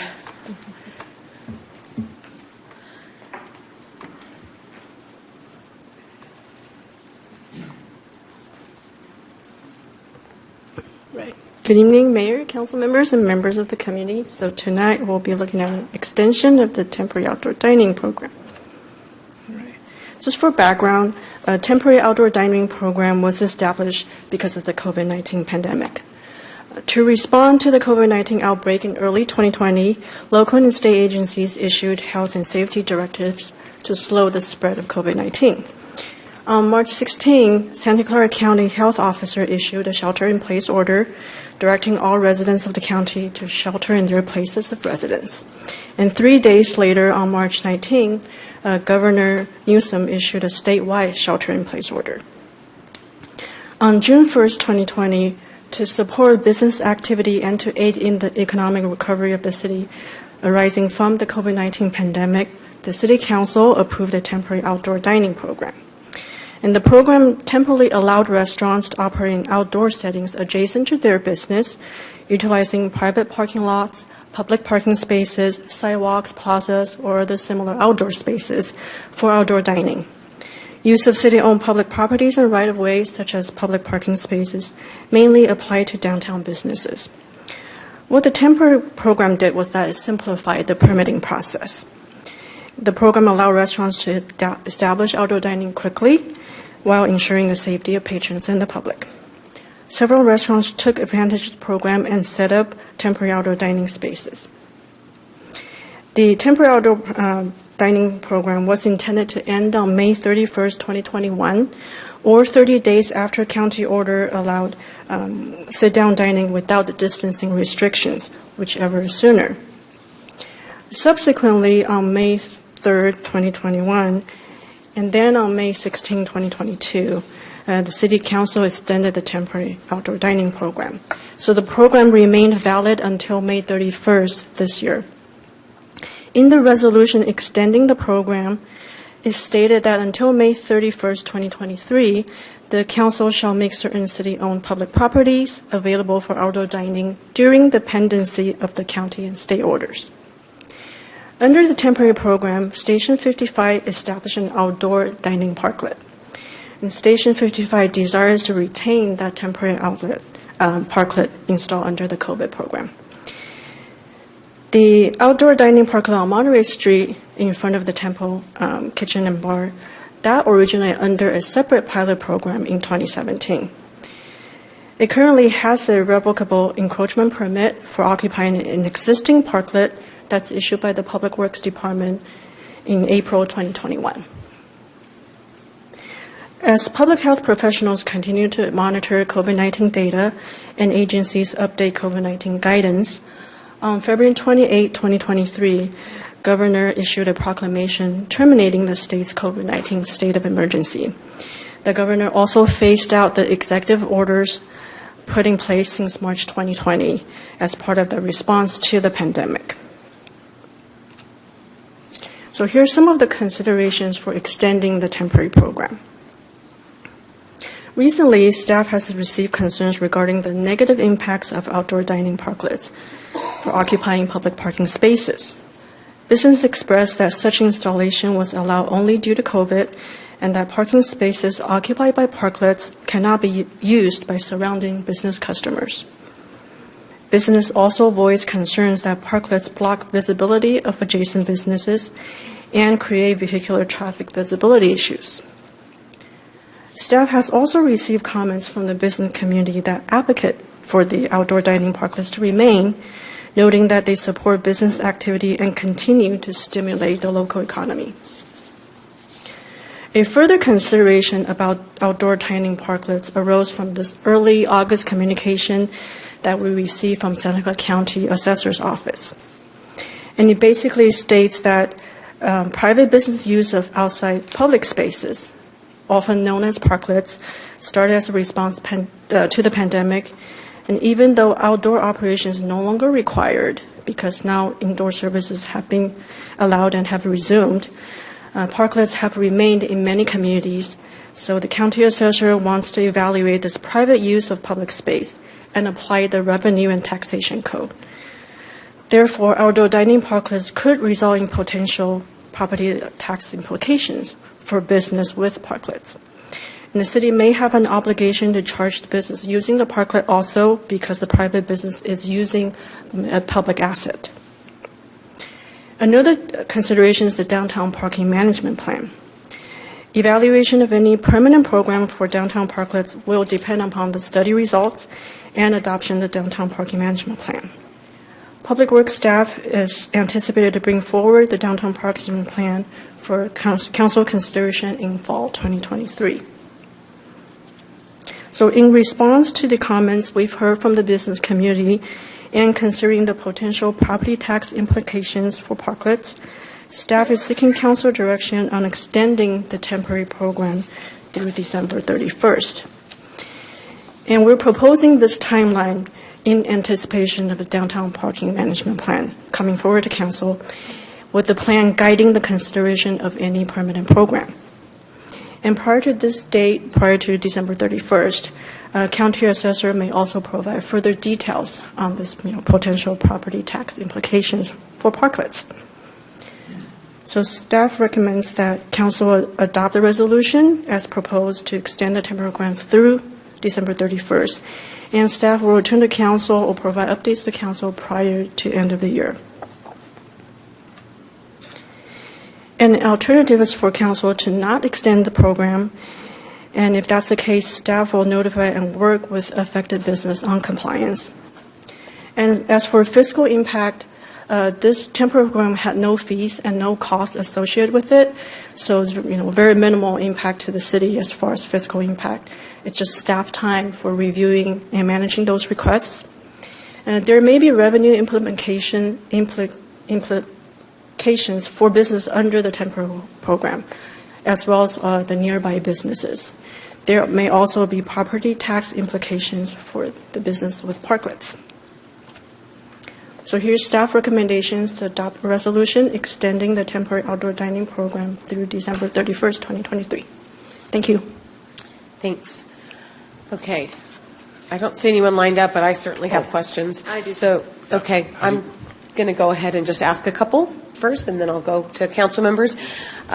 Sharon, the property tax thing, if that comes to be, against whom is the property tax assessed for the public street? I'm probably going to defer to Jimmy if he attended that I would think webinar, it's the city, if the county but- assessor, yeah. It would be the city who would then pass it on. They would have an obligation to pass it on to Yeah. the private business. Okay, but that's where it would go. Okay, and currently today, we have 2 parklets right now, right? We have one in front of Tempo on Monterey, and we have one in front of Station 55 on 5th Street. Correct. Established under different programs. I understand, right. Established under different programs, but there are 2 that, Correct. both of which could be removed immediately, right? There's no, okay. And outdoor dining, I want to clarify that this is not what we're talking about tonight is not outdoor dining. We're talking about outdoor dining parklets, right? Nothing here would prevent Garlic City Cafe from having their tables and chairs outside on the sidewalk, correct? That's correct. So let me back up a little bit. Or any business. I'm not calling out a particular, I'm just saying. Yes. Yeah. We've been doing a lot of research because the staff that established this years ago is no longer here, so we've been trying to look up any records we can. In 2023, Council had adopted an ordinance allowing the use of city public right-of-way. Right. And as part of that, Council adopted Article 44 in the zoning code, and within that also incorporates by reference a policy, and the policy called Policy for Placement of Street Furniture Objects in the Public Right-of-Way. Mm-hmm. So there is that currently in existence where the right, and that's not part of what we're addressing here. Right. That's the point I'm trying to make. Yeah, and during COVID, this temporary program basically made it very simple and did not just kind of superseded those rules so that business can establish, reopen very quickly. Right, because we know we have some restaurants that are using, they have tables, they have furniture outside. Station 55 is one of them, not in the parklet. They have it both on the sidewalk and in the parklet. Correct. Garlic City Cafe has some on the sidewalk. Milia's had, whether they still do or not is up to them, but I just want to make a differentiation that what we're talking about here tonight is just what's in the street. In the street, correct. Right. And just to kind of expand a little further, because we're kind of, starting this research with current staff, we are planning to look at that policy very carefully because it was, effective January 2013. Mm-hmm. So it was established more than 10 years ago. We want to see if there are updates that are needed to that policy. Right. And then create kind of a whole packet information, including handouts and procedures and updates needed to that policy so that we can, have a more clear, set of procedures going forward for sidewalk dining. Right, yes. but we're talking about just in the street here tonight. Tonight, we're trying to focus on the Exactly. parklets because those were the Okay, concerns so we heard. Right, I'm trying to separate those two things. Yes, thank you. Okay, what I see is Councilmember Tovar, Councilmember Klein, and then Councilmember Armendariz. So, Councilmember Tovar. Thank you, Mayor and Sharon. Thank you for this report. Also, thank you, Jimmy. We've had some discussions about this while I was in a different country, so I appreciate your discussion. Sharon, thank you for what you put up there. But again, I think, obviously, regardless of how people feel about parklet, as you know, they're an important source of revenue for our businesses, right? So I understand there's, as you mentioned, there's individuals that are protesting this. But again, I want us to keep in mind that, we need to help our business survive. I see parklets as doing that. And no matter what the parking management study reveals regarding parklets, and I think it's going to come back saying that it's an essential part of, of downtown. As you know, businesses will need time to adjust their business model to adapt to any changes. And I'm in favor, obviously, of the extension to the end of December. But, you mentioned that you work with business, but can you tell me how specifically will businesses be notified of any changes to the program?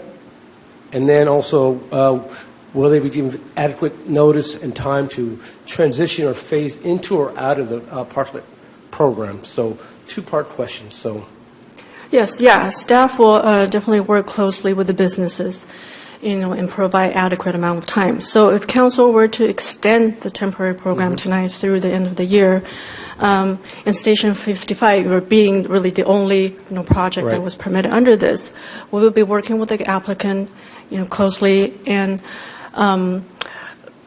we know from our field observation and inspection the current parklet wasn't installed really according to the original configuration. So we'll be working with the applicant to make sure that it's in accordance with the original approval in terms of the configuration.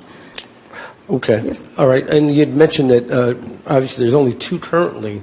So in reality, what's the number of requests have we gotten over the last several years regarding parklets? Under the temporary program, it was just Station 55. Right, so just parklet. one, right? Correct. Okay, so again, I'm going to go on record saying that I strongly feel in favor of keeping our parklets, and again, if at the end of December, if it comes back where whichever way it's decided, I think, again, we need to make sure we give our businesses adequate time to sort of adjust to that, and not a last-minute type thing, and you have to get rid of them, right? So, I leave it on you guys to work closely with the business. Thank you. Yeah, definitely. Okay, Councilmember Klein? Yeah, just, I know we're past it with outdoor dining as far as for parklets, and just the need to have that, whether you need to just sit outside and whatnot. And I look at this parklet, it's more of an exception than the rule when it comes, especially downtown. We have two, and really I don't see the need for really having that parklet there. It takes up 3 spaces, and it really, there's plenty of space for the business to thrive the way it is without that parklet. So for me personally, and just aesthetically, I'm not in favor of that parklet or parklets in general. So just my thoughts. Okay, so council members, we should be talking to each other. We're the ones making the decision, not Sharon. Okay. All right. Councilmember Armendariz. So I'd like to speak to Councilmember Klein. Which parklet were you not in favor of? Either of them, or? Yeah, either of them. Okay, just to be clear. And then, Sharon, you might have mentioned it, but I wasn't clear. When is the assessor expected to issue a decision on any potential tax? We're just anticipating more details before the end of the year. I think, was Jimmy going to expand, or? I think what the assessor's done is given us a head up that as part of the next tax roll, they will incorporate some changes, but what they are exactly, we're just not sure yet. We don't know. Okay. Are there any neighboring counties that you know of? Well, I think the assessors talk to each other a lot, and so I think if one county sees an opportunity to generate revenue in that sense, they're going to copycat. Okay. And then, have we seen in neighboring cities what type of fees they're charging business owners for parklets, or if their ordinances and policies allow all the local businesses to use them, or are they all focused and given specifically to one business? We have not researched those details, but before we come back to council and as we look at the results of the downtown parking management plan, we'll be looking at all of that. I'd love to know that, and also if there are parklets that are owned or built by the cities, and then how those are managed, right? What kind of policies they have. Yeah, but I do favor extending.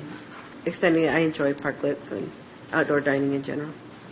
Yeah, so I think what we have before us tonight is whether or not we want to extend this so that we can do exactly that. Consider having parklets, what that would look like, together with the parking management plan, and what are all the different things we would want to have in that. Tonight is just about, do we want to extend, or we just want to say no right now? Mm-hmm. Okay, so Councilmember Hilton, you're next, and then Councilmember Bracco. Thank you. And Sharon, thank you for just being open to staying out of the way of business and working with those that already have existing, outdoor furniture. That, the initial thought was to, let everybody out, but at the same time, there are plenty of businesses down there that do this alfresco dining, which is on-street parking or on the sidewalk or in a plaza. They're all together. It's not just about the parklet. So those that have just sort of had an outdoor dining experience already, eventually they're going to have to fit into some mold, right? That's not just going to be gone. But I am in favor of allowing that downtown parking management plan to move forward, so we can, and at the same time the parklet, policy to come back. But I'm generally in favor of more outdoor dining, more space, more people on the street. But more importantly, thank you for working with Station 55, who's in this sort of period of limbo. So I would be in favor of extending this to December. Thank you. Councilmember Bracco. Sharon, when we originally did this, did the businesses have to apply and have plans and be inspected? That it's up to code? It's up to the program parameters, and because earlier. Is it up to our current building standards?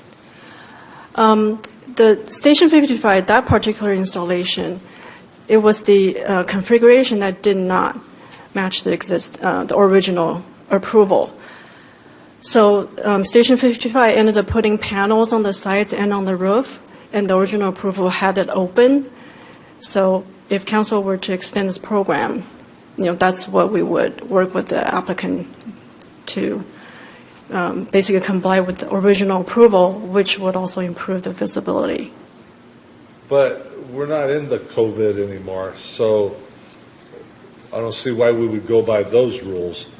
Wouldn't we want this stuff to comply with our current building standards? That they have to be built a certain way and Yes, the temporary program superseded some of the zoning code requirements, but it still had the safety standards. So construction-wise, that is in accordance with code and is safe. Okay, well, I'm against parklets, Councilmember Klein. I think it's an unfair gifting of our property, letting businesses use it for free when we're limited on the parking that we have. So I will vote no. Thank you. Okay. I'd like to open public comment at this point because I know we have at least two speakers that I see, and then we can come back to council. So I see Sammy Trujillo and Jose Montez. If you could both come up to the front and when the city clerk calls you, you'll be ready to go. Again, Sammy Trujillo first, followed by Jose Montez.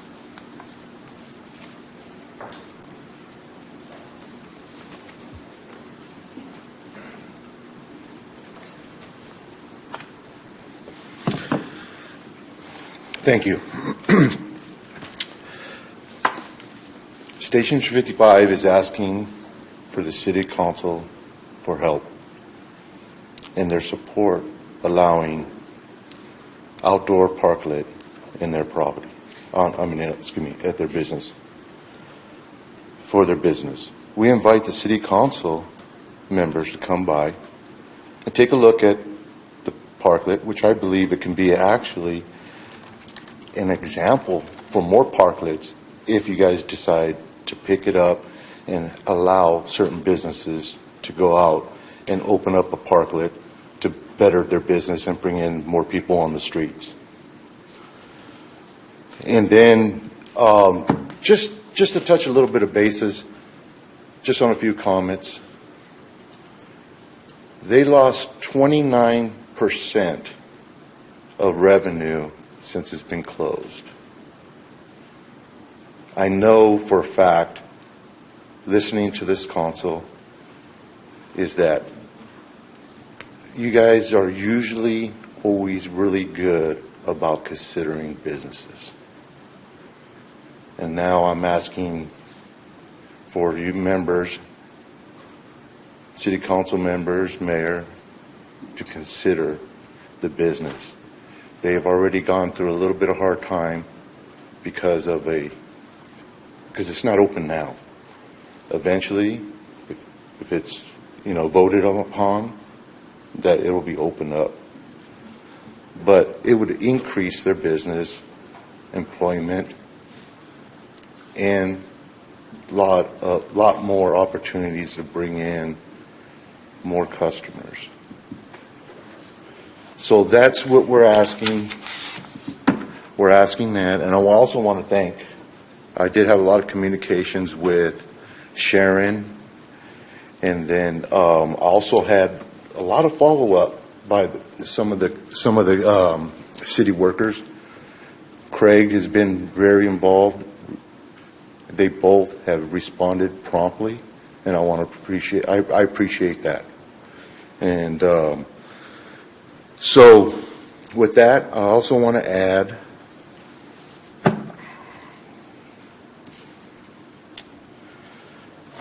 I would like to thank the mayor and the city council members for supporting our local businesses and our community. And that'll be it. Thank you. Thank you. I have a question. Okay, for the speaker? Sure, go ahead. Yes. You kept saying they, so do you own the building? No, I'm just a member. I'm just a member of the community. That's all I have. Oh, okay. And you stated they're closed down now? The parklet is. The parklet is not currently being used right now. But the business is open? The business is currently open. Oh, okay. Thank you. Did you have a question, Councilmember Tovar? Oh, no, I was clarification. I thought we couldn't respond, but Okay. Yeah. Okay. Thank you. Right. It wasn't a response, it was a question. Got it. Yeah. But if it's on the agenda, we generally can. Yeah. Okay. I just made sure. Okay. Yes, Jose Montes? There's Jose. Welcome back. Thank you. Good evening, members of the City Council, Mayor, City Administrator. I'm here in support for the parklet at Station 55. I really don't know why this is a big issue, where other cities have the same thing. Look at Hollister.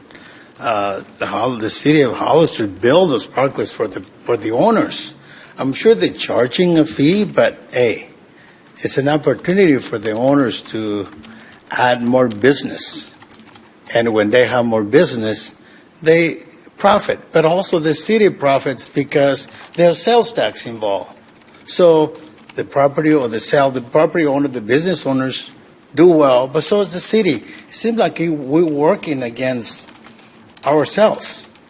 I understand that this parklet was built specifically because of the pandemic, but I remember that prior to the pandemic, the city had a pilot program to install 5 parklets. Out of the 5, we only did 1. What happened to the other 3 or 4? This could be the second one. I think this is an opportunity for the city not only to show their support for businesses in downtown, but also to capitalize from potential sales tax. I think somebody mentioned aesthetics. I understand aesthetics is very, very important. But at this point, the property owner is willing to improve whatever standards the city has to beautify. Or I think Mr. Bracco came up with the question about being up to code. They're willing to do whatever's necessary to operate legally. And thank you very much. But I hope you be encouraged to support business in downtown. Thank you. Thank you. Are there any other speakers? No other speaker cards, Madam Mayor. Okay, then coming back to Council. Councilmember Hilton, is this left over, or do you have another comment? Another comment. Okay. We learned a lot from COVID. We learned a lot. Yeah, we established this program under COVID, but at the same time, we learned a whole lot more. And if you go to the city's website, and there's no mention of COVID on here. It says alfresco outdoor dining program. I just want to read the first sentence.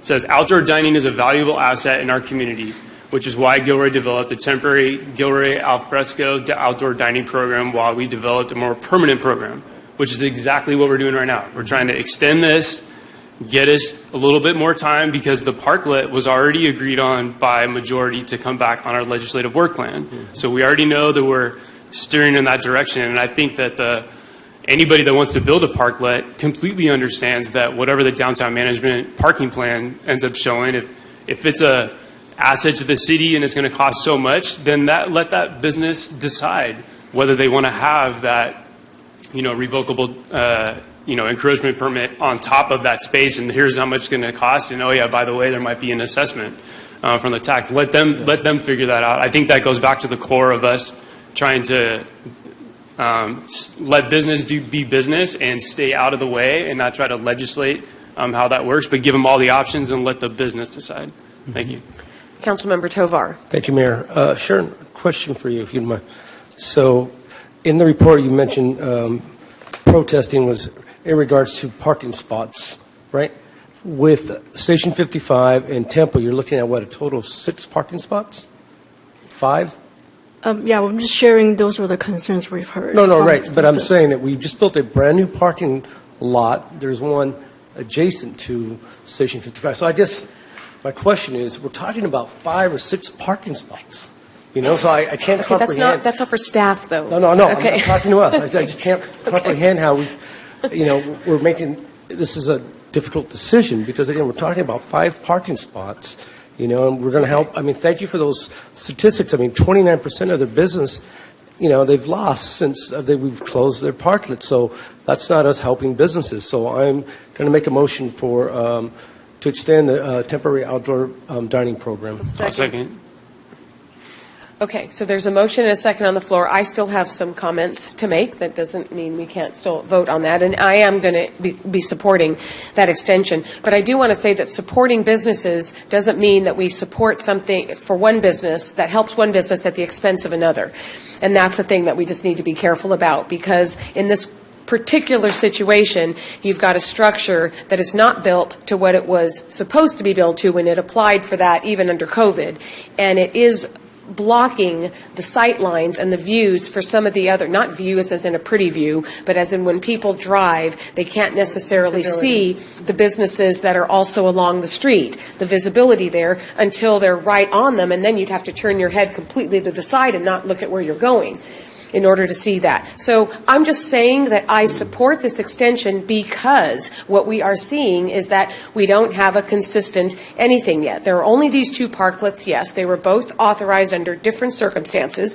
The one at Station 55 was not built to what it was purported to be when it submitted for its, and so that will get corrected right away, right, after this, so that the businesses that feel like their business is being hidden by this structure can be alleviated. And then when we get our parking management plan, we can all entertain a new ordinance that addresses parklets, just like we just did for sidewalk vending and everything else, to make sure that whatever parklets are out there, that every business has the same opportunity to have one. It's not first dibs kind of thing. Everybody needs to have the same opportunity. Okay, so those are my comments. So I know we have a motion and a second. I'm guessing we're all... I was just going to say, if I could, that, I support the extension, and I look forward to us creating a policy that allows for uniform, beautiful parklets that give other businesses, like you said, the equal opportunity to do so. I think they've been given that, but a chance to have an ordinance that all of our businesses can support, and also, is an investment, because we've invested in money for downtown facade improvement grants and other things to help businesses generate more customers downtown, more participation downtown, and I think this is one of those, and it's worth our time and investment. So, okay, happy to support. Okay, so roll call vote, or is this a? Yes, it's a roll call vote, Madam Mayor. Councilmember Almaderis? Yes. Councilmember Bracco? Yes. Councilmember Klein? No. Councilmember Hilton? Aye. Councilmember Marks? Yes. Councilmember Tovar? Yes. And Mayor Blankley? Yes. Okay, so that passes 6-1. And that brings us to 11.3, adopt a resolution of intention to reimburse expenditures for costs incurred in connection with the Gilroy Ice Center project. Harjot, take it away. Good evening, Mayor, council members, and members of the community. Harjot Sangha with the Finance Department. The item before you is adoption of a resolution of intention to reimburse expenditures for costs incurred in connection with the Gilroy Ice Center. The recommendation is to adopt a resolution. So, consistent with the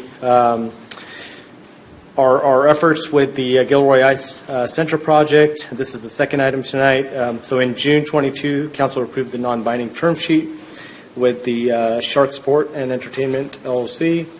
In anticipation of the construction, there's certain work that needs to be done, like the contract that you approved tonight, as well as preparing the site for utilities and additional site work. That will likely be completed prior to the financing of the project, so the bond issuance. So therefore, federal laws, regulations do allow us to go ahead and keep a tally of costs that are incurred on a specific project, and then we get to reimburse ourselves from that. So that's the action before you tonight, and I'm happy to answer any questions. We did something similar with our wastewater, you'll recall, back in 2021. Okay, thank you, Harjot. Councilmember Bracco. Oh, was that from before? I see your hand. It's not on mine. Oh, okay. Council, any questions from council then? Okay, a public comment? Do we have any speakers? No speaker cards, Madam Mayor. Okay, then looking for a motion to adopt a resolution of intention to reimburse expenditures for costs incurred in connection with the Gilroy Ice Center project. So moved. Was that Councilmember Klein? Okay, I'll second. Okay, Councilmember Klein, and then Councilmember Marks seconded. I really don't know which one of you said it first. It doesn't matter. Okay. Thank you. Councilmember Almaderis? Yes. Councilmember Bracco? Yes. Councilmember Klein? Yes. Councilmember Hilton? Aye. Councilmember Marks? Yes. Councilmember Tovar? Yes. And Mayor Blankley. Yes, all right, that passed unanimously. That brings us to item 12. 12.1 we've already handled. 12.2. Oh, sorry, Jimmy, that's, or whoever you're calling up. Thank you, Madam Mayor. This report tonight is from Fire Chief Wyatt. We have been working on the temporary fire station, which is kind of the permanent temporary fire station that is under development, and you approved a few months ago that we moved from over by the Glen Loma development down to Santa Teresa, down to Christmas Hill Park. And so Chief White's going to give you some update on staffing, coverage, response times, and all those things that are very important to that side of town and the rest of the community. All right. Yeah, thank you very much, Madam Mayor and Honorable Council. Let me go through, and I'll try not to take too much time, but I did want to give you an extensive update. First, I wanted to start off about the planned citywide fire station staffing. This is an illustration of our goal to obtain 12 firefighters per shift for all 4 stations with a crew of 3, 1 firefighter medic, 1 engineer, and 1 captain. Planned citywide fire staffing would include for all 3 shifts a total of 36 firefighters. That would be 12 per shift, plus 4 relief that could be moved between the shifts, and for a total of 40 firefighters that we are asking for, and that has been approved as part of the budget. Although right now we're at I'll explain that in just a second, but right now we have 1 overhire. We had originally planned 2 relief firefighters to be hired in 2025, but fortunately, due to some eventual retirements, we were able to overhire, and I'll discuss that a little bit more. So what does that translate? Right now we have 39 firefighters hired, with the 1 extra overhire, of course, but we only have 32 available for staffing, and that's an important concept for the council to realize, is that they're not instantaneous, and some of them may not be available for staffing for quite some time. And I say that to you because I'll just use our A shift as an illustration. We actually have 3 people on disability. So an entire station is on disability at this time. So we have to staff that station with overtime. We also have on C shift someone in training. We're hoping that they'll be able to successfully complete their training in the next 30 days. And of course, we have 3 more people that are in training. They're actually going to be going through the fire academy, the Joint Fire Academy on October 3rd. In the meantime, they're going through quality assurance for their paramedic skills. But they won't count for staffing for quite some time. So in summary of the fire staffing, assuming that we maintain the firefighter health and retention, we're planning 40 firefighters to staff all fire stations, and that includes 4 relief firefighters. Currently, we've hired 39. That includes 1 overstaffed firefighter. Currently available, we only have 32 firefighters to staff all fire stations. 3 firefighters on long-term disability, 3 in the fire academy that's coming up on October 3rd, and 1 that's completing their FTO time, hopefully within the next 30 days. Just to give you a projection, we anticipate by March of 2024, next year, 39 firefighters will be available to staff. We have plans to add the 1 or 2 firefighters that may be necessary for the next fire academy in April of 2024 based on vacancies. And then by October of 2024, a little over a year, we should have 40 firefighters to staff all fire stations. I'm just switching gears now to the Santa Teresa interim station build. As far as the architect and the modular building itself, the architectural design has been completed. There are some minor details that need to be worked out, but for the most part, we do have a site plan. The modular building specs have also been completed.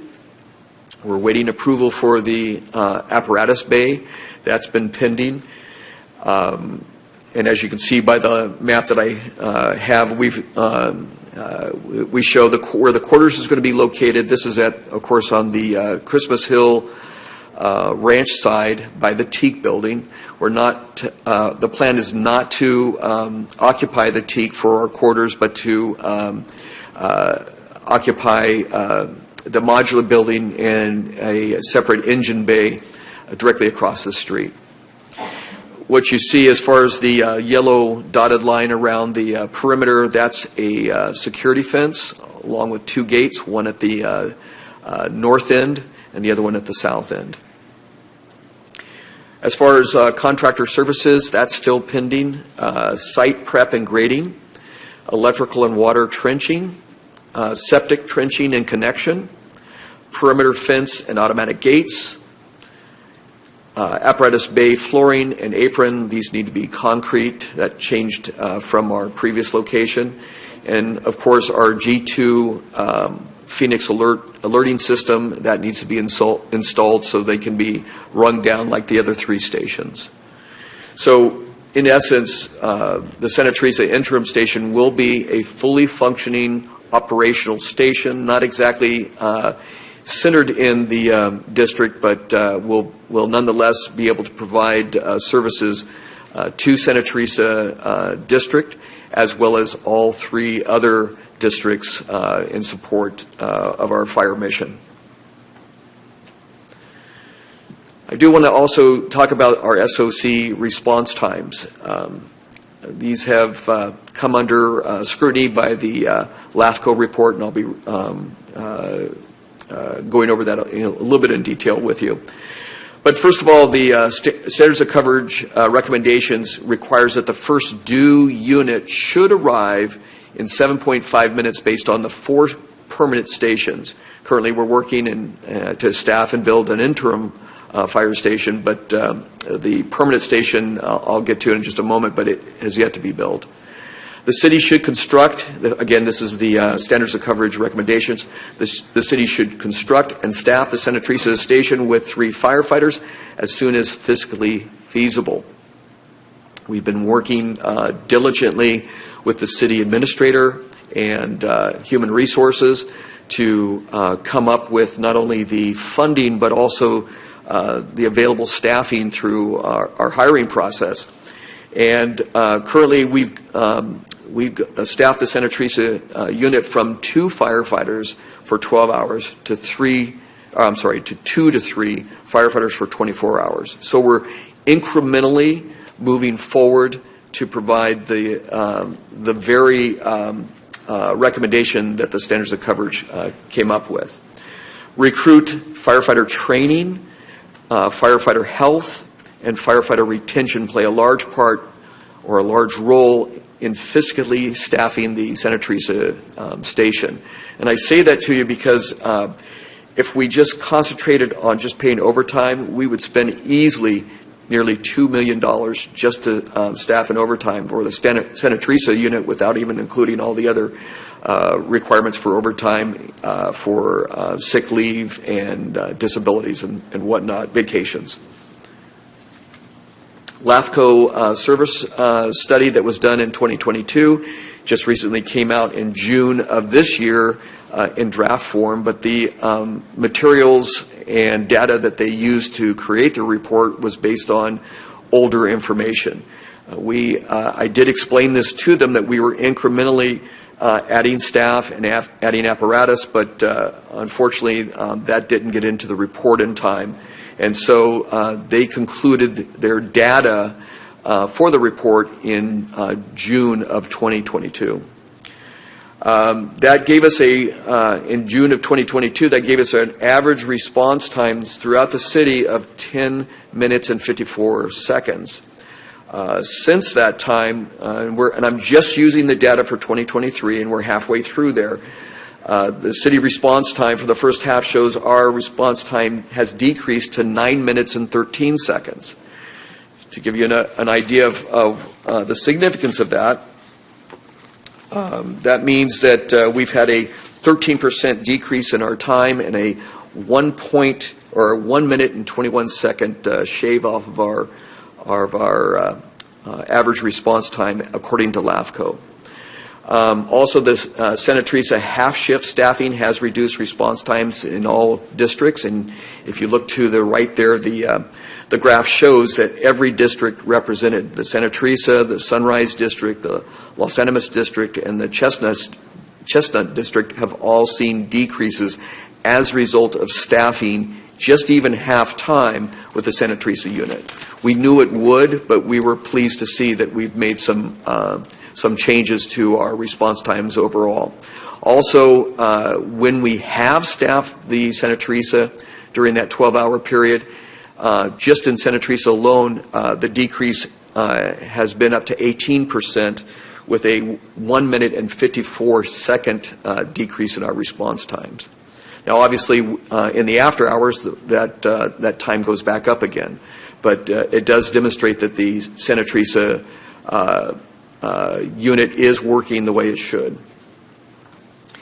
As we move towards staffing with 3 firefighters, as the LAFCO, as the SOC study recommends, we will see a better service delivery overall to the city. We will see improved firefighter safety, which is a crucial part of that study, and a reduction of our overall response times. I will say that no LAFCO study or standards of coverage study can accurately predict the ability of the fire department itself and its personnel to save lives. And I've stated it before, this county has a 6% save rate overall. In Gilroy, we have a 60% save rate. Our firefighters, whether you agree or disagree on our response times, are saving lives hand over fist. LAFCO study and analysis. Key points. Gilroy continues to be the second busiest jurisdiction per capita in the county. I'll just say we're only behind Palo Alto because they staff their ambulances full time, and their ambulances run the bulk of their calls, not their firefighters. So that really puts us as number 1. Gilroy is the 4th largest provider of mutual aid in the county. Why is that important? Because we send, not only do we request resources in our city, we also send them out.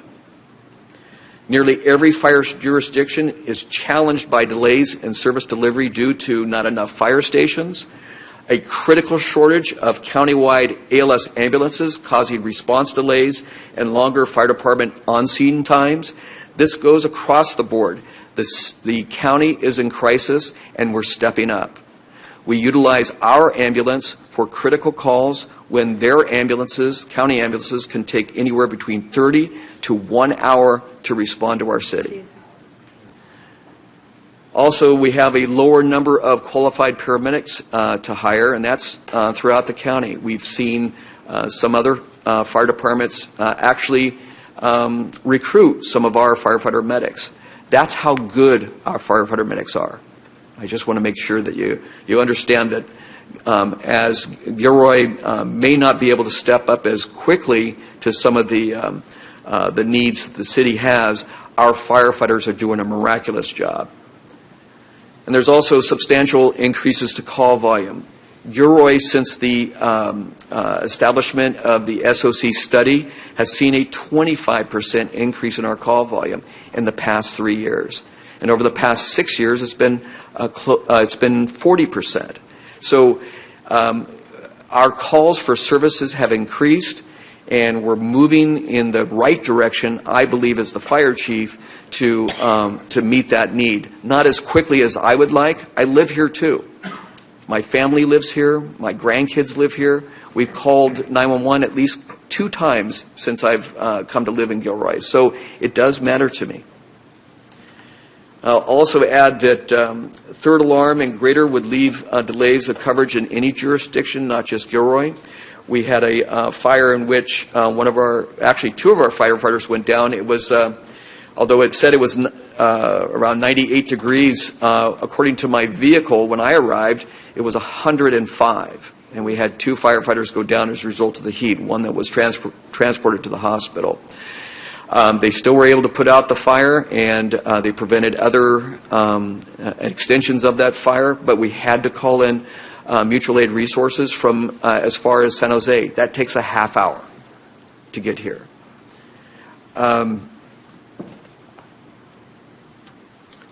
So in summary, I just want to bring out a few points. Standards of coverage is based on the permanent Santa Teresa station being built and operational, and that's dependent upon the Glen Loma development, meeting their permit requirements before we can initiate that, initiate the building of the permanent station. The city is ahead of schedule in achieving the standards of coverage study due to the temporary fire station at Christmas Hill Park. And again, the stats speak for themselves. There are no coverage gaps, including the west side. I will say there are delay gaps when the Santa Teresa station is not there, but that's true with every jurisdiction and every district within our city. And I say that to you because Los Animas is the busiest. That means that the other 3 stations have to cover Los Animas when the call volumes come in. Los Animas is one of the busiest fire stations in the entire county. Mutual aid is, and will continue to be beneficial to both the city, our neighbors, and the state. Recently, we responded to the Riverside fires, where they threatened thousands of homes, and we sent, as an initial attack, one of our Type 1 engines.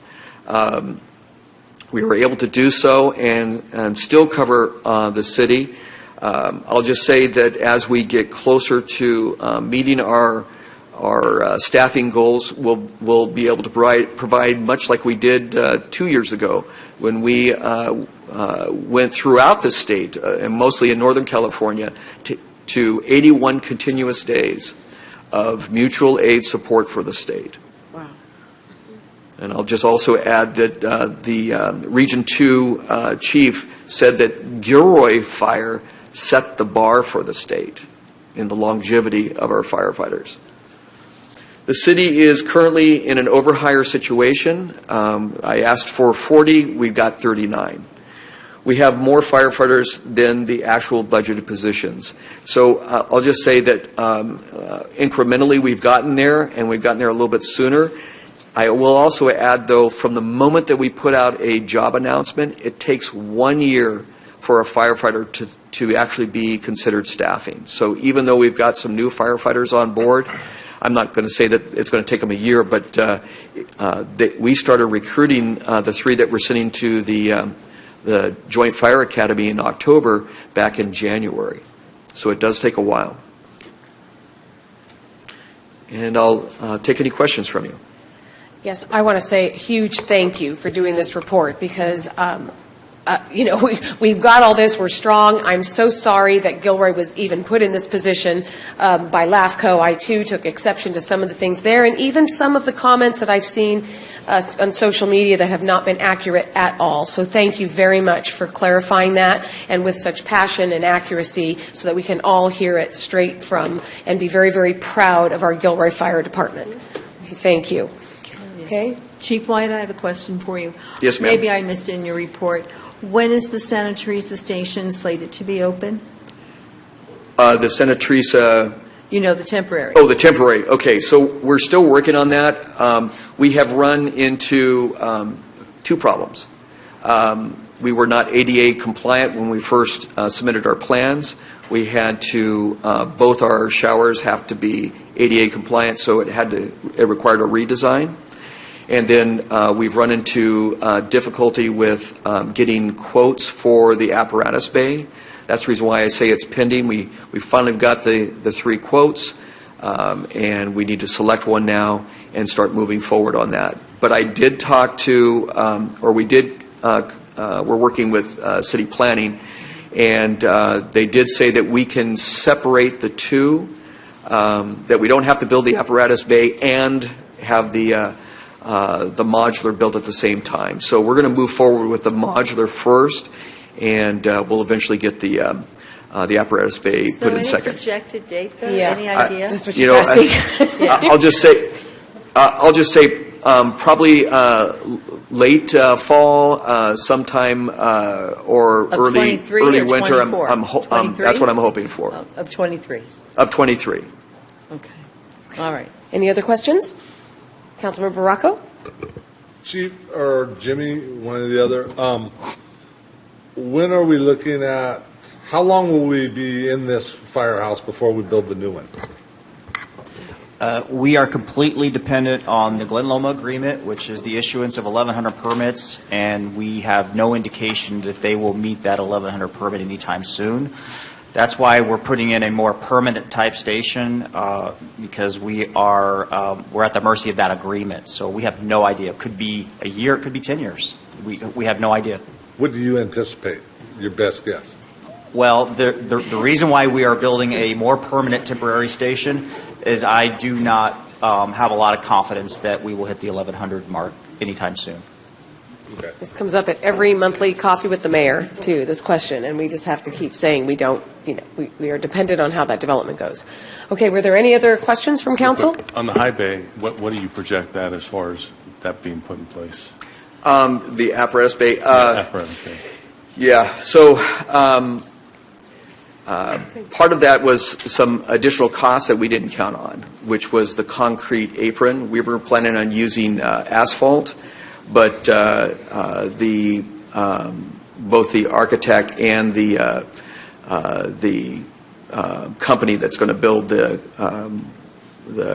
shell said that it needs to be on concrete. So it's changed our focus, and that's what. Jim, he just wanted the date. Can you answer the question? What day do you think the bay will be in place? Oh, okay. We're on. I'm tired. Every time I give a date, I'm always disappointed myself. I'll just say this: that it should take us about 60 days once it's approved to get the apron put into place. The question is, who's going to do it and how much it's going to actually cost? That's what we're still working on. It will trail the other one. Okay, Councilmember Klein, use your microphone because, thank you. Okay. Any other questions? Okay, thank you, Chief. Thank you. Okay, that brings us to City Attorney's reports. Yes, thank you. I just wanted to comment briefly on the housing element and say what a wonderful result this is. And I want to congratulate Sharon and Cindy McCormick particularly. They both worked tirelessly.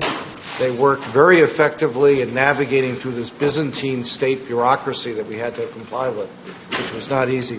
And for the council's perspective, twice we have litigated the validity of our housing element. The mayor mentioned this was the 6th cycle. We litigated our 2nd cycle housing element quite a few years ago. Some public interest lawyers claimed that it was inadequate because HCD had refused to certify it. We defended it in court on the basis that it was adequate, that there are a whole bunch of things, if you look at the government code, that a housing element must contain, and it had them all. HCD wanted more because HCD is somewhat of an advocacy agency for low-income housing. And we won that case. Then the next one, 6 years later, we was challenged again because, again, HCD refused to certify it. And again, we went to court, and again, we said to the judge, this is valid. Judge agreed. That one went up on appeal and has become actually the leading case in the state it's a published case, on the issue of what it takes to have a valid housing element. It's called Fonseca versus the City of Gilroy. It was written and published in 2007, and it's cited statewide as the leading precedent. Now, we don't want to do that again. And in fact, it's virtually impossible to sort of buck HCD, so to speak, now, because HCD has gotten stronger and stronger. And so I think in that context, for Sharon and Cindy to have gotten through and gotten their certification and worked with HCD and with the state law is a remarkable achievement. So I just want to congratulate them and tell everybody how important this really is. Thank you. Thank you, Andy. And I think it has been misconstrued, too, saying this is the sixth cycle. And some have put out that we submitted 6 times. That's not it at all. We've submitted once, got comments back. The council had to address those comments that we approved May 1st, submitted a second time, got these minor comments back that didn't even have to come before council, and now it's certified. So it'd be nice if facts could be factual, instead of people making them sound much differently than they are. So, Mayor, then basically it was the third draft cycle for the comments. Correct? Yes, but only Correct. one that had to come back to council. Correct. Right. Okay. With that, we are adjourned at 8:29 p.m. Thank you for saying that to Jim. God. I know. I did send something to Sharon today. Yeah. And I forgot I did, so she's going to talk to you. Okay, right now. Good. Yeah, good.